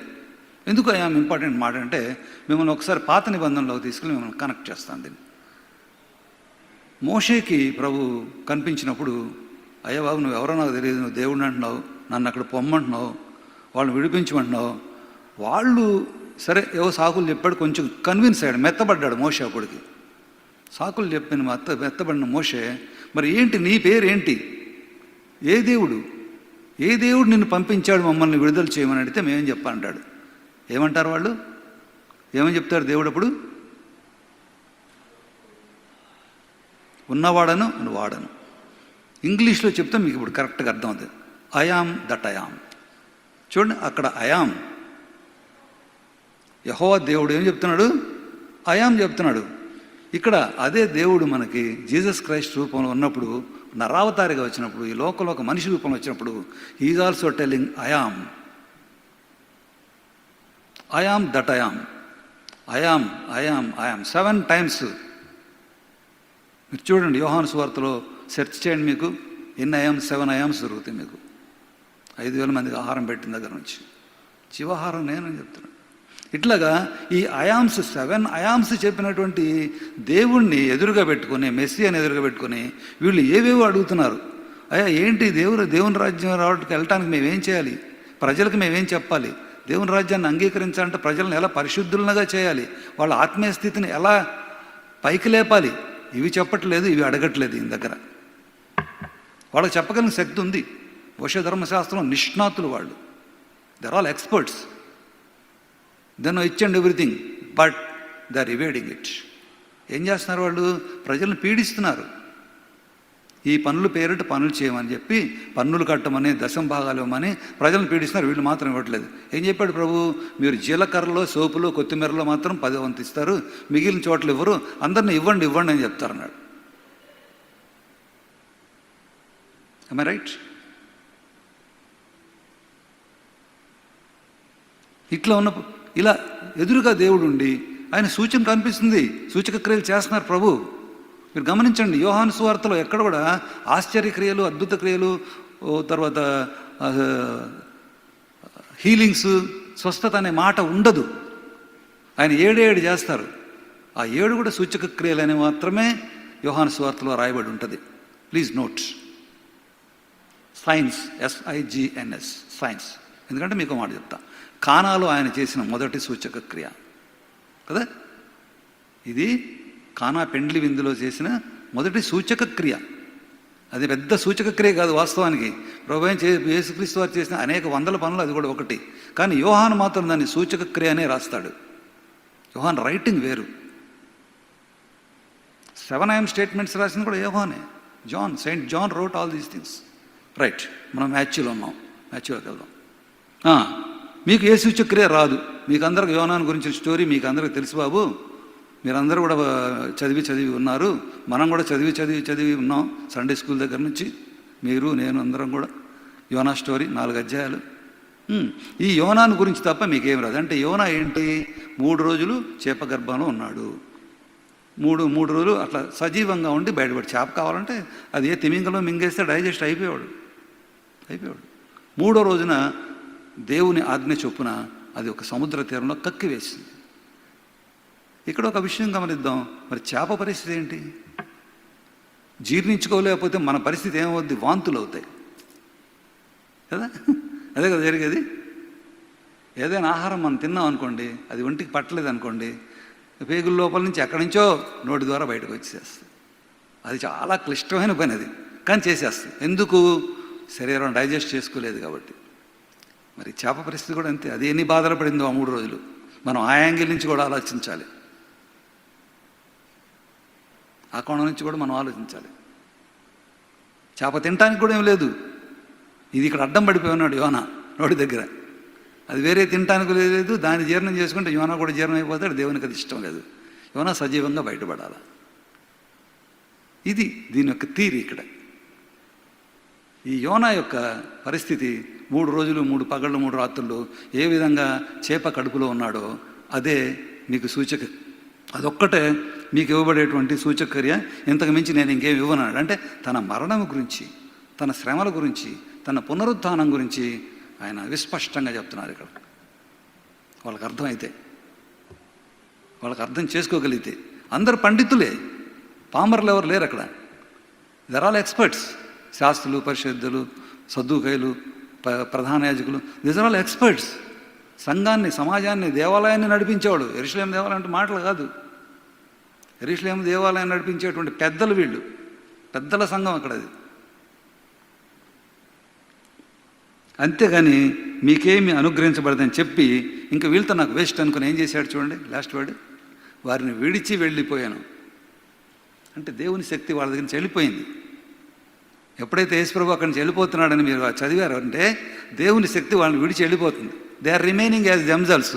ఆయన ఎదురుగా నిలబడ్డాడు, దేవుని శక్తి వాళ్ళ ఎదురుగా ఉంది, ప్రభువు వాళ్ళ ముందున్నాడు, కానీ వాళ్ళు గ్రహించలేకపోతున్నారు. How sad it is. Right. ఆ తర్వాత సరే వాళ్ళు వెళ్ళిపోయిన తర్వాత ఏం జరిగింది? అంతకుముందు ఆయన లాస్ట్ వర్స్ 15వ అధ్యాయం చదివినప్పుడు, తర్వాత ఆయన జనసమూహం పంపివేసి దోణి ఎచ్చి మగదాను ప్రాంతంలోకి వచ్చాను. ఓకే, చూసారు అందరూ? 15వ అధ్యాయంలో లాస్ట్ వర్స్. ప్రతి ఒక్కళ్ళు బైబిలు తెచ్చుకోవాలి అని నా మనవి. ఎందుకంటే ఒక మాట గుర్తు చేస్తాను, ప్రభు సిలువనే మోశారు, మనం బైబిల్ మోయాలి. ఎంతో కష్టమైన సిలువను మోశారు ప్రభు. మనం బైబిల్ తప్పనిసరిగా తెచ్చుకోవాలి, ఓపెన్ చేయాలి. At least mobile, at the least. వారిని విడిచి వెళ్ళిపోయాను. ప్రభు దేవుడు వెళ్ళిపోయాడు. ఏముంది ఇంక అక్కడ? వాళ్ళు మిగిలారు, వాళ్ళు మాత్రం మిగిలారు. ఆ 4 శక్తులు, ఆ 4 వ్యక్తులు మిగిలారు అక్కడ. ప్రభు యొక్క శక్తి అక్కడి నుంచి విడిచి వెళ్ళిపోయింది. ఇది ఇక్కడ మనం ఏం చదివాం? ఆయన జనసమూహం పంపేసి దోనేచ్చి మగదాను ప్రాంతంలోకి వచ్చారు. ఏది 15 చివరిలో. ఇదంతా మగదాను ప్రాంతంలో జరిగింది. వాళ్ళు అవతల రోడ్డు నుంచి యువతల రోడ్డుకు వచ్చారు కాబట్టి మళ్ళీ వీళ్ళందరూ కలిసి అద్దరికి వెళ్ళాను. అవతల దరికి వెళ్ళారు వీళ్ళందరూ. ఆయన శిష్యులు అద్దరికి వచ్చి రొట్టెలు తెచ్చడం అరిచిరి. వీళ్ళందరికీ ఆహారం ఏంటంటే, ప్రధానమైనటువంటి ఆహారం ఆ రోజుల్లో రొట్టెలు. అమెరికాలో కూడా ఏది చూసినా బేసిక్గా రొట్టె కనిపిస్తున్నారు. పేర్లే తేడాగా ఉన్నాయి కానీ బేసికల్ మెటీరియల్ రోటీయే కనిపిస్తుంది దానిలో. Bread, I mean to say. అప్పుడు ప్రభు వీళ్ళతో ఏమంటున్నాడంటే, వాళ్ళ గురించి చెప్తున్నాడు. చూచుకొనుడి, పరిసయ్యులు సద్దూకయులు అని పులిసిన పిండిని గురించి జాగ్రత్త పడండి. వారు పులిసిన పిండి లాంటి వాళ్ళు. పులిసిన పిండి ఏం చేస్తుంది? మిగతా వాటిని కూడా చెడగొడుతుంది. సపోజ్ మీరు ఒక బ్రెడ్ తెచ్చారు, ఇక్కడ పెట్టారు, సాయంత్రం చూశారు బాగానే ఉంది, ఉదయం చూశారు బాగుంది, రేపు బాగుంది, ఎల్లుండికి ఏమవుద్ది? సన్నగా ఒక పొర వస్తుంది దాని మీద, గ్రీన్ కలర్లో కదా. సైన్స్ చదివిన వాళ్ళు, బైపీసీ చదివిన వాళ్ళు వాళ్ళకి తెలుస్తుంది. దాని మీద ఒక పొర వస్తుంది. It's called fungus. Probably fungus పట్టేస్తుంది దానికి. ఉన్న కొద్ది ఏమవుతుంది? దాన్ని తినుకుంటూ వెళ్ళిపోతూ ఉంటారు, రొట్టెని తినుకుంటూ వెళ్ళిపోతూ ఉంటారు. ఫంగస్ పడకొద్ది వెళ్ళిన కొద్దీ మీరు ఒక 10 రోజులంతా అది బ్రెడ్ మొక్కలను విడివిడిగా చేసి చూస్తే వాటి నిండా లోపల గ్రీన్ కలర్లో ఫంగస్ పడి ఉంటుంది, ఎక్స్పైర్డ్. వీళ్ళు అలాంటి వాళ్ళు, పులిసిన పిండి లాంటి వాళ్ళు వీళ్ళు. గుర్తుంచుకోండి వీళ్ళ గురించి. అంటే వీళ్ళు చెడిపోవటం కాకుండా ఇతరులను కూడా చెడగొడుతున్నారు. కాబట్టి వీళ్ళతో జాగ్రత్తగా ఉండండి. కాగా వారు వీళ్ళు ఏమనుకుంటున్నారు? శిష్యుల ఆస్పెక్ట్ ఏంటి చూడండి. అక్కడ మనం ఆ 4 వర్గాల యొక్క ఆస్పెక్ట్ వాళ్ళని చూసాం. శిష్యుల యొక్క వైఖరి చూద్దాం. ఇక్కడ శిష్యులు ఏమనుకుంటున్నారు ఈయన గురించి? అరే, మనం రొట్టెలు తేనందున కదా ఈ మాట చెప్పినని తమలో తాము ఆలోచించుకొని చుండ్రి. అరే, మనందరం 11 మంది, 12 మంది, ఇంకా ఎంతమంది ఉన్నారు మంది? ఎందుకంటే 70 మంది శిష్యులు అనేవాళ్ళు ప్రభువుకి. 70 మంది ఆ శిష్యులు ఉన్నారు. అటు ఇటు కొంతమంది వెళ్ళిపోయినా, బజార్లకు వెళ్ళినా, మార్కెట్కి వెళ్ళినా కొంతమంది ఆయనతో పాటు ఉండేవాళ్ళు.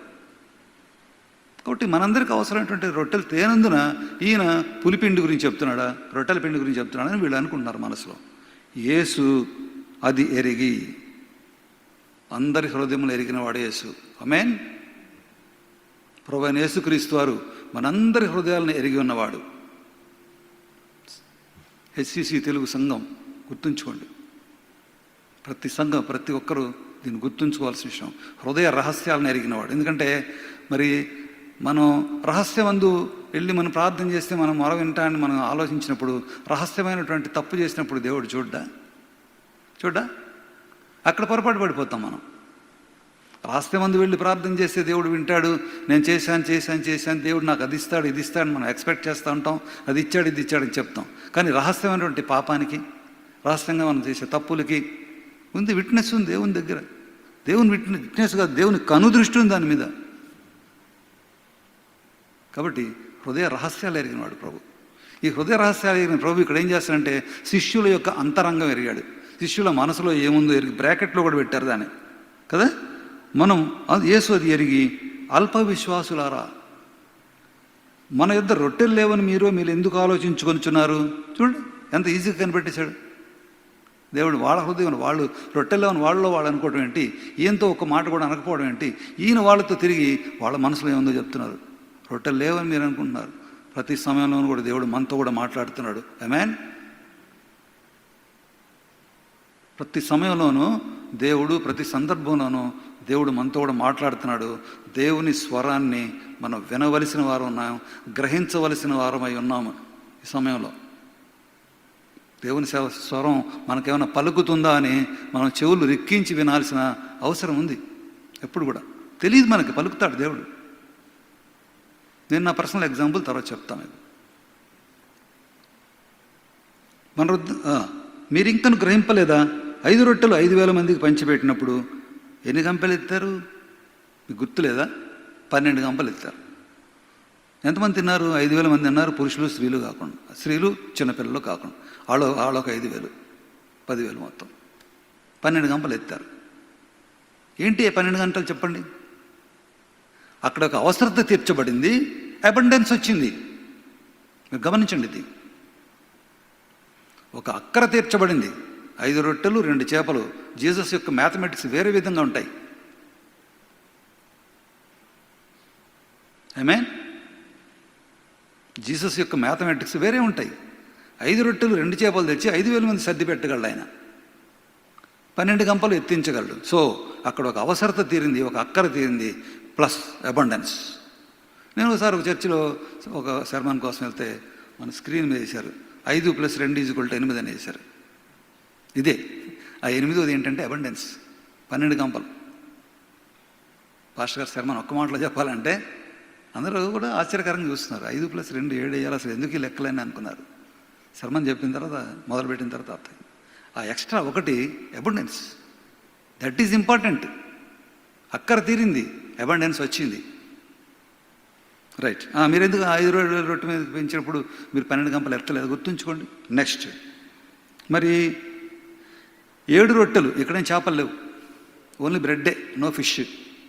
7 రొట్టెలు పంచిపెట్టినప్పుడు, 4,000 మందికి పంచిపెట్టినప్పుడు ఎన్ని గంపలు ఎత్తారో మీకు గుర్తులేదా? మీరే కదా, శిష్యులే కదా ఎత్తింది, శిష్యులే కదా వడ్డించింది. ప్రభు చేతుల్లోకి తీసుకుని ఆశీర్వదించి వాళ్ళకి శిష్యులకి ఇచ్చి వారు తిన్నంత మటుకు తృప్తిగా వడ్డించమని చెప్పారు. మీరేగా వడ్డించారు, మీరే గంపెత్తారు, మీకు తెలీదా? మరి అంత గొప్ప కార్యం చూశారు మీరు. ఇక్కడ రొట్టెలు లేవని, మీకు రొట్టెలు లేవని మనం అవతల దగ్గరికి వెళ్ళినప్పుడు ఆ ఆకలితో అలమటిస్తాను మీరు ఎందుకు అనుకుంటున్నారు? నేను లేనా? I'm the provider.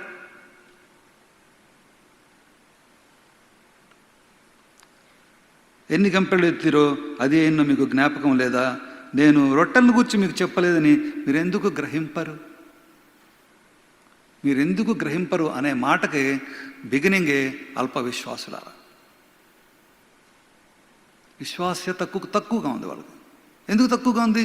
ఇన్ని ఉదాహరణలు చూశారు వాళ్ళ కళ్ళ ముందు, పర్టికులర్లీ ఆహారం గురించి. వీళ్ళు తర్కించుకుంటూ దేని గురించో కాదు, మనం వెళ్ళిన తర్వాత మనం ఏం భోజనం చేయాలో మనకు రొట్టెలు. అదే రొట్టెలు వాళ్ళ కళ్ళ ముందు చూశారు. మీరు ఇంకా గ్రహింపలేదా? Are you also blind? బ్లైండ్గా ఉన్నారా? No, should not be. అల్ప విశ్వాసులు కావద్దు మీరు ఎప్పుడు కూడా. రైట్. నేను రొట్టెల గురించి మీతో చెప్పలేదని మీరు ఎందుకు గ్రహింపరు? పరిసయ్యులు సద్దూకయులు అను వారి పులిసిన పిండిని గూర్చే జాగ్రత్త పడుడని చెప్పాను. అప్పుడు రొట్టెలో పులిసిన పిండిని గూర్చి కాదు కానీ పరిసయ్యులు సద్దూకయులు అనే వారి బోధన గూర్చే జాగ్రత్త పడవలనని ఆయన తమతో చెప్పనని వారు గ్రహించిరి. ఇప్పుడు గ్రాహ్యంకి వచ్చింది వాళ్ళకి. ఇప్పుడు వాళ్ళు గ్రహించగలిగారు. ఈ రొట్టెల గురించి, మనకు అవసరమైనటువంటి భౌతికమైనటువంటి అవసరాల గురించి కాదు ప్రభు చెప్పింది. ఈ పరిసయ్యులు సద్దూకయులు అనబడేటువంటి వీళ్ళు, ఈ వ్యక్తులు పులిసిన పిండి అని కంపేర్ చేస్తున్నారు ప్రభు ఇక్కడ. ఈ పులిసిన పిండిని గుర్చే ప్రభు మనతో చెప్పారు. ఏంటిది? ఏంటి వాళ్ళు చెప్తున్న? వాళ్ళు ఎందుకు పులిసిన పిండిగా ఉంటున్నారు? వాళ్ళు చెప్తున్నటువంటి బోధనలో ప్రజలను ఆత్మీయంగా ఎత్తట్లేదు. అప్పటి యూదా జనాన్ని, ఇశ్రాయేల్ జనానికి అవసరమైనటువంటి ఆత్మీయతను వాళ్ళు ఇవ్వట్లేదు. వాళ్ళ బోధనలన్నీ పులిసిన పిండి బోధనలుగా ఉన్నాయి. వాళ్ళకు మాత్రం ఉపయోగపడేవిలాగా, అక్కడున్నటువంటి జనాంగానికి, సంఘానికి ఉపయోగపడేలాగా వాళ్ళ మాటలు లేవు, వాళ్ళ సిద్ధాంతాలు లేవు, వాళ్ళ బోధనలు లేవు. మరి ముఖ్యంగా రక్షకుడైన మెస్సియాని అనేక మంది, ఈయన ప్రవక్త అని కొందరు, రక్షకుడని కొందరు, ఈయనే మెస్సియా అని కొందరు అని సామాన్య ప్రజలు అనుకుంటున్నప్పుడు వీళ్ళు మాత్రం అనుకోలేకపోయారు. మరి వీళ్ళు చేసే బోధ పులిసిన పిండి. వీళ్ళందరూ కూడా పులిసిన పిండి. అందుగురించి వాళ్ళతో జాగ్రత్తగా ఉండాలని చెప్పి ప్రభు తమతో చెప్పినని వారు గ్రహించి, చివరికి వారు గ్రహించారు. ప్రభు అయిన యేసుక్రీస్తు వారు ఈ సూచక క్రియలు, ఆశ్చర్యక్రియలు, అద్భుతమైన క్రియలు ఇవన్నీ చేసిన తర్వాత కూడా అక్కడ ఆయన చుట్టూ ఉన్నటువంటి వారు, పైగా అన్ని విధాల పరిజ్ఞానం ఉన్నటువంటి వారు ఆ బోధని వారు గ్రహింపలేరు. ఎందుకు? They are very stubborn. They are unwilling. They are unwilling to accept Jesus as Jesus. ఆయన పేరు యేసు. పుట్టకముందే పెట్టింది, పుట్టకముందే గబ్రియల్ దూత చెప్పింది, నీకు కుమారుడు పుడతాడు, ఆయనకి యేసు అను పేరు పెట్టుదువు. అంతే, నువ్వు పెట్టు అని చెప్పలా, పెట్టుదువు. ఇట్ ఈజ్ యువర్ రెస్పాన్సిబిలిటీ, పెట్టాల్సిందే. యేసు అంటే ఏంటో ఒక నిర్వచనం చెప్పింది. తన ప్రజలను తమ పాపము నుండి తానే రక్షించును కనుక ఆయనకు యేసు అను పేరు పెట్టుదువు. రక్షకుడని మనం సింపుల్గా చెప్పుకుంటాం, కానీ దేవదూత చెప్పినప్పుడు ఒక డెఫినేషన్ ఇచ్చెళ్ళింది. తమ ప్రజలను తమ పాపము నుండి తానే రక్షించును కనుక ఆయనకు యేసు అని పేరు పెట్టుదు అనేను. యోసేపు కూడా కల్లో కనపడినప్పుడు యేసు అనే పేరు పెట్టయ్యా నువ్వు చెప్పింది.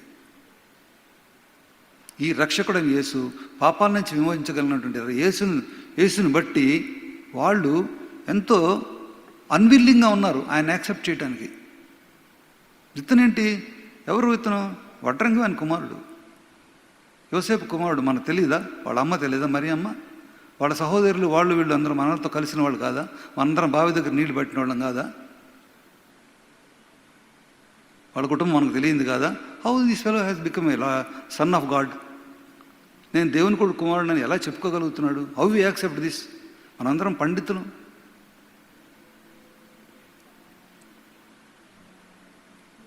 ఇవన్నీ కూడా, ఈ కార్యాలన్నీ కూడా అద్భుతాలు, ఆశ్చర్యాలు, ప్రవచనాలు నెరవేరుతున్నాయి. అయినప్పటికీ కూడా ఈయన మెస్సియా అని నిరూపిస్తున్నప్పటికీ ఆత్మీయ గుడ్డితనంతో వాళ్ళు ఉన్నారు. డబుల్ స్టాండర్డ్స్ మెయింటైన్ చేస్తున్నారు. ఒక స్పిరిచువల్ బ్లైండ్నెస్లో ఉన్నారు వాళ్ళు. ఇదే కదా మనం అనుకునేది ఈరోజు, ఆధ్యాత్మిక విచక్షణ కోల్పోయి ఉన్నారు వాళ్ళు. ఆధ్యాత్మిక విచక్షణ వాళ్ళు కోల్పోయి ఉన్నారు.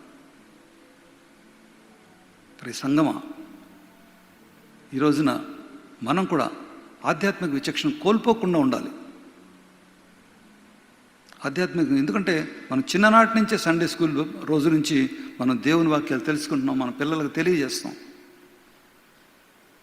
కానీ మనం ఈ పరిశుద్ధ గ్రంథాన్ని చదవటం ద్వారా, ధ్యానం చేయటం ద్వారా, పరిశుద్ధ గ్రంథాన్ని ధ్యానం చేయటం ద్వారా మనం కూడా వాళ్ళకలాగా ఉండకుండా, ఆధ్యాత్మిక విచక్షణ కోల్పోకుండా దేవుని బిడ్డలుగా ఉంటాం. ప్రసంగా దేవుడు ఆశీర్వదించిన విధానాన్ని బట్టి ఇక్కడున్న అనేకమైనటువంటి ప్రాంతాల నుంచి, ముఖ్యంగా భారతదేశం నుంచి ఎన్నో ఆశలతో, కళ్ళలతో ఇక్కడికి వస్తారు. ఎవరో చెప్పారు మొన్న, అమెరికా అంటే సామాన్యం కాదు, కేవలం 2 సంచులతో వచ్చి 2 సంవత్సరాలు అనేక బాధలు పడి 10 ఏళ్ళైన తర్వాత దేవుడు బహుగా ఆశీర్వదించిన పరిస్థితిని ఎన్నో సాక్ష్యాల ద్వారా మనం వింటాం. ఇక్కడ ఎంతోమంది సొంతంగా సాక్ష్యం చెప్తారు, దేవుడు మమ్మల్ని ఇట్లా చేశాడు, అట్లా చేశాడు. కానీ వచ్చిన రోజు ఏంటి? Only 2 bags while alighting from the flights. మరి ఇవన్నీ ఏమిటి? దేవుని ఆశీర్వాదాలు. ఈ విచక్షణ కోల్పోయినారు. మనమైతే ఈ విచక్షణ కోల్పోవటానికే వీలు లేదు. ఆయన సొంత ప్రజలు ఆయన నిరాకరిస్తున్నారు. మనం కూడా ఆయన సొంత ప్రజల్లాగా ఉండకుండా ఆయన చెప్పినటువంటి మాటలను, ప్రభువైన యేసుక్రీస్తు వారు చెప్పినటువంటి మాటలను తూచా తప్పకుండా, నేనే మార్గమును, సత్యమును, జీవమును అని చెప్పినటువంటి ఆయన మాటల్ని, మార్గాన్ని, సత్యాన్ని, జీవాన్ని మనం ముందుకు తీసుకుని వెళ్ళాల్సిన వాళ్ళంగా ఉన్నాం. ప్రతి విధమైన దీవెనకు, ప్రతి విధమైన ఆశీర్వాదానికి ఈ హెచ్సిసి తెలుగు సంఘాన్ని ఆయన అర్హులుగా చేసి ఉన్నాడు. ప్రతి విధమైన దీవెన, ఆశీర్వాదాన్ని ఈ సంఘం మీద ఇచ్చి ఉన్నాడు.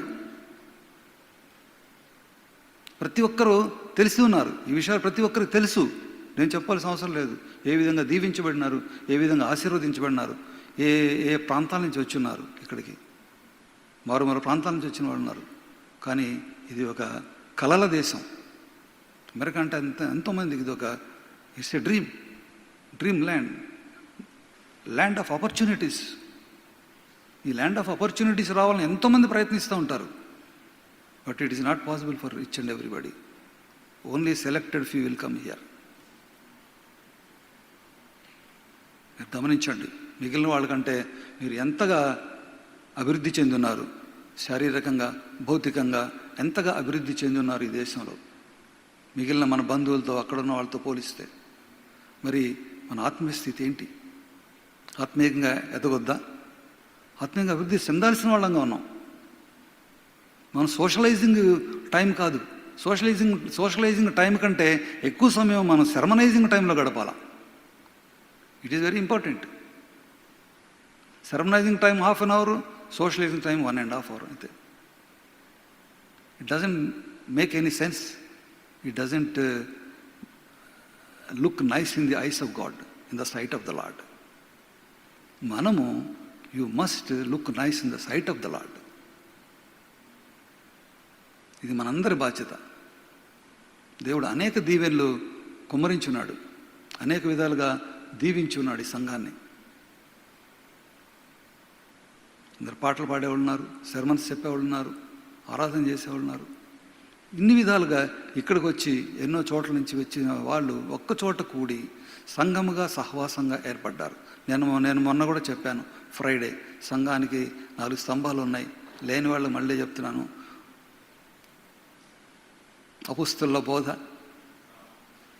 లాస్ట్ ఫ్రైడే లేని వాడు గుర్తుపెట్టుకోండి. అపుస్తుల బోధ ఎందును, సంఘముతో కూడిన సహవాసమందును, రొట్టె విరుచుట ఎందును, ప్రార్థన చేయటం ఎందును వారు నిత్యము విసుకకై ఉండేది. మనకు విసుగు రాకూడదు వీటిలో ఏ పనికి కూడా. ఇది సంఘానికి ఉన్నటువంటి బాధ్యత.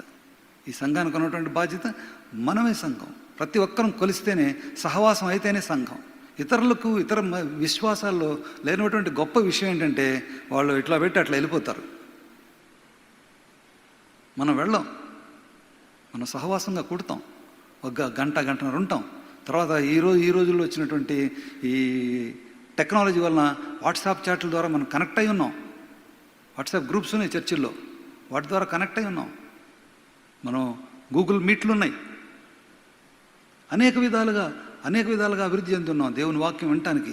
చర్చికే వెళ్ళవలసిన అవసరం లేదు. అయితే పరిశుద్ధ దినాన్ని ఆచరించాలి. నేను యెషయా గ్రంథంలో నుంచి కొన్ని మాటలు చదివాను. పరిశుద్ధ దినాన్ని పరిశుద్ధ దినంగా మనం ఆచరించాలి. మన ఒక విచక్షణ, ఆధ్యాత్మిక విచక్షణ వాళ్ళగా కోల్పోకుండా ఉండమని ప్రభు వీళ్ళకు కూడా చెప్పాడు, శిష్యులతో కూడా చెప్పాడు. దాంతోపాటు ఉన్న వాళ్ళకి ప్రపంచంలోనే అతిపెద్ద అత్యంత గొప్ప గురువు దగ్గర ఒక శిష్యుడు 3 సంవత్సరాలు 3+ సంవత్సరాలు పైగా శిష్యరికం చేశాడు. ఆయన దగ్గర శిష్యరికం చేశాడు.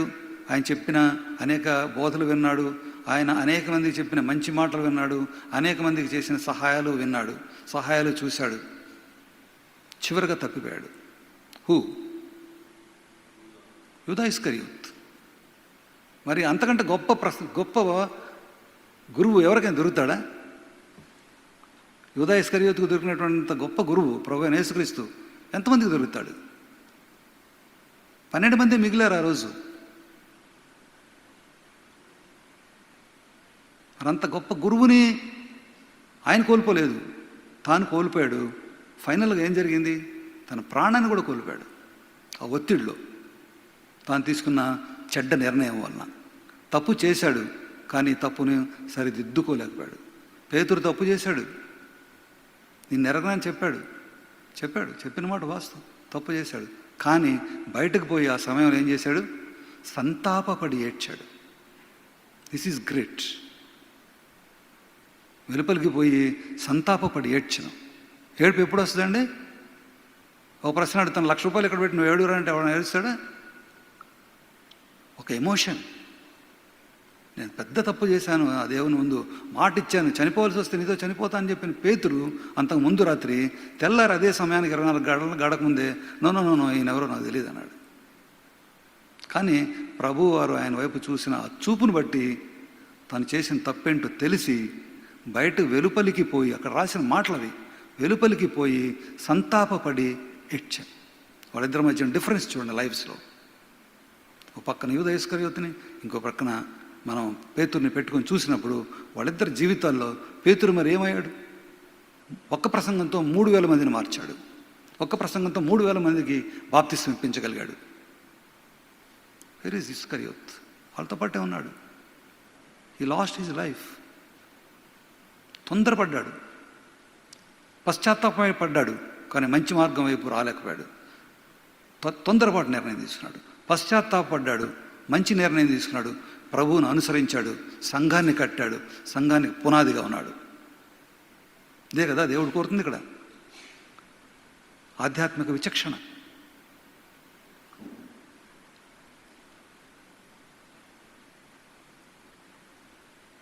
ఈ ఆధ్యాత్మిక విచక్షణని మనం కూడా కలిగి ఉండాలి, మన ప్రతి ఒక్కరం కలిగి ఉండాలి. ఈ వాక్యం ప్రతి ఒక్కరిని కదిలించాలి. ఈ వాక్యం ఇక్కడ కొడుకు ఉన్న ప్రతి ఒక్కరిని కదిలించిందని నేను విశ్వాసంతోన్నాను.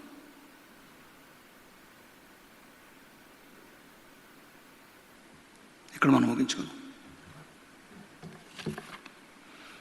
ప్రార్థన చేసి ప్రేయర్ చేసి. Thank you uncle for the wonderful message. Quick announcements అండి. మనలో చాలామంది సిగ్గా ఉన్నారు, దయచేసి వాళ్ళందరి గురించి కూడా ప్రార్థనలో జ్ఞాపకం చేసుకోండి. అట్లనే ఇంతకుముందు చెప్పినట్టు స్పెషల్ అనౌన్స్మెంట్స్ అన్నీ కూడా గ్రూప్స్లో అప్డేట్స్ పోస్ట్ చేయబడతాయి, కిడ్స్ గ్రూప్స్లో అన్నిట్లోనూ. అదేవిధంగా పిక్నిక్ గురించి కూడా అప్డేట్స్ గ్రూప్లో పోస్ట్ చేయబడుతుందండి. Please watch out for the updates. అదేవిధంగా నిన్న మన గోపీనాథ్ గారు బ్రదర్ వాళ్ళ హౌస్ వార్మింగ్ కూడా దేవునికి మహిమకరంగా జరిగింది. Gopinath brother just wanted to say a few words. Please come. Thank you everyone. Thank you Pastor Garu and thank you Anna for giving this opportunity. And really, I feel like we have a family in Dallas. So the church family, they came and they took care of everything, and they felt like that's their home, and we feel like our family is here. Thank you church for coming and blessing our home and blessing our children, my family. Thank you all for coming, and again thank you brother, thank you all. I would like to continue here as a family member. You are always welcome to our home. Thank you so much. Thank you, brother. Thank you for the invitation. Thank you, Andy. So before I ask Uncle to close this with closing prayer and benediction. Birthdays gaani anniversary gaani jarupukuntunnarandi. If anybody is celebrating anniversary birthdays, please come forward. Uncle prayer chestaru. Ledante request Uncle to close this service with closing prayer and benediction. ప్రార్థన ఆశీర్వాదంతో ఈ సమావేశం మన ఈ ఆరాధన ముగుస్తుంది. Let us pray. సర్వోన్నతుడా, సర్వాధికారి, ప్రేమ నమ్మకం గల మా ప్రియ పరలోకపు తండ్రి, సర్వశక్తివంతుడా, కనికర స్వరూపుడా, ఈ గొప్ప నామాన్ని బట్టి వందనాలు చెల్లించుకుంటున్నాం నాయన. నీ పరిశుద్ధ మందిరంలో ఈ దినాన, పునరుత్థాన దినాన, ప్రభు దినాన నీ మందిరంలో చేరుకొని సంఘముతో కూడి సహవాసంతో చేరి నిన్ను మహిమపరిచే ఘనపరిచే భాగ్యం ఇక్కడ ప్రతి ఒక్కరికి దయచేశారు ప్రభువా. హెచ్సిసి తెలుగు సంఘాన్ని, ఇంగ్లీష్ సంఘాన్ని, కాంగ్రిగేషన్స్ మేము జ్ఞాపకం చేసుకుంటున్నాం మా తండ్రి. అదేవిధంగా సార్వత్రిక సంఘాన్ని కూడా జ్ఞాపకం చేసుకుంటున్నాం మా ప్రభువా. ఈ సమయంలో ఎక్కడెక్కడైతే నీ బిడ్డలైన వారిని మందిరాల్లో చేరుకొని గృహాల్లో కూడుకొని నిన్ను మహిమపరిచి ఘనపరుస్తూ ఉన్నారో అట్టి వారందరితో కూడా మీరు ఉండండి ప్రభువా. ఎక్కడ ఇద్దరు ముగ్గురు కూడి నా నామం పేరిట ప్రార్థిస్తారో వారి మధ్యన ఉంటానే సెలవిచ్చిన మా తండ్రి, మా మధ్యన కూడా మీరు ఉండమని అడుగుతున్నాం మా ప్రభువా. ఇక్కడున్న ప్రతి ఒక్కరిని మీ పరిశుద్ధాత్మతో అంటుమని అడుగుతున్నాం మా ప్రభువా. ఆత్మతో అంటుమని అడుగుతున్నాం మా దేవా. మీ పరిశుద్ధాత్మను ఈ స్థలంలో దించుమని అడుగుతున్నాం మా తండ్రి. ప్రభువా, విన్న వాక్యం ద్వారా పట్టబడిన ప్రతి ఒక్కరూ దేవా పరిశుద్ధాత్మను పొందుకునే శక్తిని వారికి దయచేయండి. ఆత్మశక్తిని పొందుకోవటానికి ప్రతి ఒక్కరికి అటువంటి పట్టుదలను దయచేయమని అడుగుతున్నాం మా తండ్రి. పట్టుదలతో ప్రార్థించేవారుగా, పట్టుదలతో పరిశుద్ధ గ్రంథాన్ని చదివేవారుగా, పట్టుదలతో పరిశుద్ధ గ్రంథాన్ని ధ్యానించేవారుగా, అదేవిధంగా ఆయా సమయాల్లో టెక్నాలజీ ద్వారా వస్తున్నటువంటి అనేకమైనటువంటి వర్తమానాలు, దైవజనుల ద్వారా వస్తున్నటువంటి అనేకమైనటువంటి వర్తమానాలను వారు వినటానికి, వారి పట్టుదల కలిగి ఉండటానికి వారికి సహాయం దయచేయమని అడుగుతున్నాం మా తండ్రి. దేవా, పట్టుదలతో మాత్రమే సాధ్యమవుతుంది నా ప్రభువా. తండ్రి, నీ సన్నిధిని ప్రార్థించాలి ప్రభువా. ప్రతి ఒక్కరూ తండ్రి మీ సన్నిధిని ప్రార్థించడం కోసం ఈ ప్రత్యేకించి ఈ సంఘాన్ని బట్టి ప్రార్థిస్తున్నాం మా దేవా. ప్రతి విధమైన దీవెన, ప్రతి విధమైన ఆశీర్వాదం ఇక్కడున్న ప్రతి బిడ్డ మీద మీరు ఎక్స్టెండ్ చేయమని అడుగుతున్నాం మా తండ్రి. ఇక్కడ ఉన్నటువంటి ప్రతి కుటుంబం యొక్క గృహం మీద మీ హస్తాలు చాపమని అడుగుతున్నాం మా ప్రభా. అంటండి ప్రభా, ముట్టండి ప్రభా, ప్రతి ఒక్కరిని మీ ఆత్మాభిషేకంతో ముట్టుమని అడుగుతున్నాం మా దేవా తండ్రి. అందుకొరకై ప్రతి ఒక్కరు సిద్ధపాటు కలిగి ఉండాలని తండ్రి పిలిపిస్తున్నాను మా తండ్రి. దేవా, మీ పరిశుద్ధమైనటువంటి హస్తాలని ప్రతి గృహం వైపు చాపండి, ఆశీర్వదించండి. ముఖ్యంగా ప్రతి గృహాన్ని మీ అగ్ని కంచెవేయండి ప్రభా. ప్రతి గృహం చుట్టూ మీ అగ్ని కంచెవేయండి. లోపల నివసిస్తున్నటువంటి ఆ గృహాల్లో నివసిస్తున్నటువంటి నీ ప్రియ బిడ్డలు అపవాది వలన కానీ, అంధకార శక్తుల వలన కానీ, సైతానీయమైన చర్యల వలన కానీ, అనారోగ్యాల వలన కానీ పీడింపబడకుండా వారిని కాయమని, కాపాడమని నిరంతరం మేము ప్రార్థిస్తున్నాం మా ప్రభా. ఈ సమయంలో కూడా మీ సన్నిధికి, మీ దృష్టికి తెస్తున్నాం మా ప్రభా. యెహోవా ఆకాశం నుండి భూమి మీద ఉన్నటువంటి నరులందరినీ, ప్రతి ఒక్కరిని దృష్టించుచున్నాడు అనే వాక్యాన్ని మేము జ్ఞాపకం చేసుకుంటున్నాం మా తండ్రి. నీతిమంతులు ఒక చోట కూడి మాట్లాడుకుంటున్నప్పుడు యెహోవా చెవియొగ్గి వారి మాటలను ఆలకించెను అని వాక్యం చెప్తుంది దేవా. ఆ విధంగా మేము మాట్లాడుకునే మాటలు వృధా మాటలు కాకుండా, ముసలమ్మ ముచ్చట్లు కూడా కాకుండా ప్రభువా, మందమైన చెవులతో కాకుండా, దురద చెవులు గలవారం కాకుండా ప్రభా, నిన్ను గురించినటువంటి మాటలు మాట్లాడుకోవటానికి, నిన్ను గురించినటువంటి వర్తమానాలను తెలుసుకోవటానికి, నిన్ను గురించినటువంటి మాటలు ఒకరితో ఒకరు పంచుకోవడానికి మేము సిద్ధపాటుతో ఉన్నప్పుడు దేవా, మీరు ఆకాశం నుండి మా మాట వినడానికి చెవియొగ్గి విన్నారని మేము విశ్వాసంతో, నిరీక్షణతో ఉన్నాం మా తండ్రి. దేవా, చిన్న మందును కాయండి, కాపాడండి. అనేకులు అనారోగ్యం వలన, అనారోగ్య సూచనల వలన ఇంటి దగ్గర ఉన్నట్లుగా తెలుస్తుంది ప్రభా. వారిని అనారోగ్యాల నుంచి విడిపించమని అడుగుతున్నాం మా తండ్రి. అనారోగ్య సూచనల నుంచి వారిని విడుదల చేయండి ప్రభా. వారిని, వారి కుటుంబాలని సంతోషంతో నింపండి. వారి నోటి నిండా నవ్వు నింపమని అడుగుతున్నాం మా తండ్రి. ఆయా స్థలాల్లో, ఆయా సమయాల్లో ఆసుపత్రుల్లో ఉన్నవారిని, బీదలుగా ఉన్నవారిని కరుణించండి, కటాక్షించండి. మీ ప్రేమ హస్తాన్ని వారికి చాపమని అడుగుతున్నాం మా తండ్రి.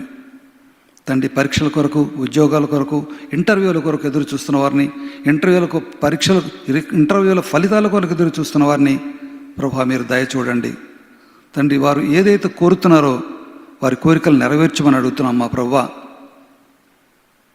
తండ్రి. అడుగువారికి ఇచ్చే ప్రభువునని మీరు చెప్తున్న మాటల్ని మేము జ్ఞాపకం చేసుకుంటున్నాం మా తండ్రి. అడిగిన ప్రతివాడు పొందును అని మీరు చెప్పినటువంటి మాటలను మేము జ్ఞాపకం చేసుకుంటున్నాం మా ప్రభువా తండ్రి. దేవా, మీరు ఇచ్చినటువంటి ప్రతి దీవెన, ఈవులు, కానుకలను బట్టి, శ్రేష్టమైన బహుమానాలను బట్టి, ఇచ్చినటువంటి సంతతిని బట్టి మేము ప్రార్థిస్తున్నాం మా ప్రభువా తండ్రి. ఉద్యోగార్థులను బట్టి, ఉద్యోగాల కొరకు, అవకాశాల కొరకు ఎదురు చూస్తున్న వారి నిమిత్తం ప్రత్యేకించి ప్రార్థన చేస్తున్నాను నా ప్రభువా. మీరు కరుణించండి. వారి ఆశలను తీర్చే దేవుడు అయి ఉన్నారు నా ప్రభువా. ఆశపడే ప్రాణాన్ని తృప్తిపరిచే దేవుడు అయి ఉన్నావు నీవు. తృప్తిపరచండి దేవా. అలాగే వివాహాల కొరకు ఎదురు చూస్తున్న వారిని, వివాహాలే గర్భఫలాల కొరకు ఎదురు చూస్తున్న వారిని ప్రతి ఒక్కరిని జ్ఞాపకం చేస్తున్నాం తండ్రి. ఈ పోడియం నుంచి తండ్రి, ఈ సమయంలో బస్సు, లైరు ప్రయాణాల్లో ఉన్నవారిని, అదేవిధంగా విమానం, సముద్ర ప్రయాణాల్లో ఉన్నవారిని ప్రతి ఒక్కరిని మేము జ్ఞాపకం చేస్తున్నాం మా తండ్రి. తండ్రి, డెస్టినేషన్స్లో వారి కొరకు ఎదురు చూస్తున్న వారి ముఖాల్లో నవ్వు నింపమని అడుగుతున్నాం మా ప్రభువా. దేవా, ఈ విజ్ఞాపన ప్రార్థన కూడా ఆలకించమని అడుగుతున్నాం మా తండ్రి. ముఖ్యంగా ఈ సంఘం, ఇంగ్లీషు, తెలుగు కాంగ్రిగేషన్స్ ఆత్మీయంగా ఎత్తబడాలనే మా కోరికను ప్రభా మీ పాదాల చెంత పెడుతున్నాం మా తండ్రి. ఆకాశం నా సింహాసనము, భూమి నా పాదపీఠం చెప్పిన మా ప్రియ ప్రభువా, మీ సింహాసనం, మీ పాదపీఠమైన భూమి మీద మేము మీ పాదాల చెందుతున్నాం మా ప్రభువా. మీ పాదాలు చెందుతున్నాం మా ప్రభువా. కరుణించండి, కటాక్షించండి ప్రభువా. నేను ఇంతకుముందు చెప్పబడిన ప్రకారంగా నేను మీ కొరకు స్థలము సిద్ధపరచ వెళుచున్నానని చెప్పిన మా ప్రియ పరలోక తండ్రి, అటువంటి స్థలము కొరకు మేము ఎదురు చూసేవాళ్ళంగా ఉండటానికి మీరు సహాయపడండి దేవా. అటువంటి స్థలాన్ని మేము ఖచ్చితంగా పొందుకోగలిగినటువంటి నిశ్చయానికి రాగలిగినటువంటి నిశ్చయతను, ఆధ్యాత్మిక నిశ్చయతను, ఆత్మీయ నిశ్చయతను మాలో కలుగజేయమని అడుగుతున్నాం మా తండ్రి. రాకడ కొరకు సిద్ధపాటు కలిగిన వరంగా ఉండటానికి ప్రభా మాకు నేర్పమని అడుగుతున్నాం మా తండ్రి. రాకడలో ప్రభా మేమందరం ఎత్తబడే సంఘం, ఈ హెచ్సిసి, తెలుగు, ఇంగ్లీష్ సంఘాలు ఎత్తబడే సంఘాలుగా ఉండటానికి దేవా ప్రతి ఒక్కరూ ఆత్మీయ జీవితాలను మెరుగుపరుచుకోవడానికి సహాయపడమని అడుగుతున్నాం మా దేవా తండ్రి. రాకడ కొరకు సిద్ధపాటు కలిగి నిత్య జీవం కొరకు, నిత్య రాజ్యం కొరకు ఎదురు చూసేవాళ్ళంగా ఉండటానికి ప్రతి ఒక్కరిని ఆలోచింపజేయమని అడుగుతున్నాం మా తండ్రి. ఈ వాక్యం విన్న ప్రతి ఒక్కరిలోనూ ఆలోచింపజేయమని అడుగుతున్నాం మా ప్రభువా. ఇప్పుడు చెప్పబడినటువంటి ఈ కొద్ది సమయంలో ఇవ్వబడినటువంటి మాటలు ప్రతి ఒక్కరిని ఆలోచింపజేయడానికి వారి మనసులను మీ స్వాధీనంలోకి తీసుకోమని అడుగుతున్నాం మా తండ్రి.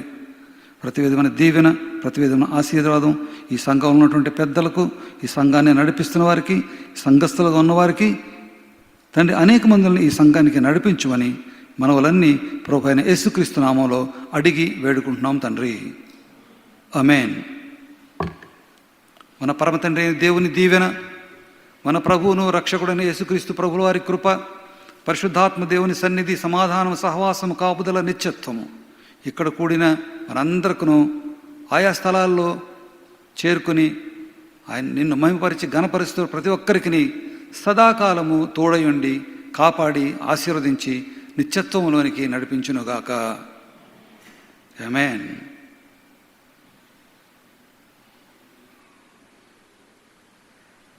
Thank you అనడాలి.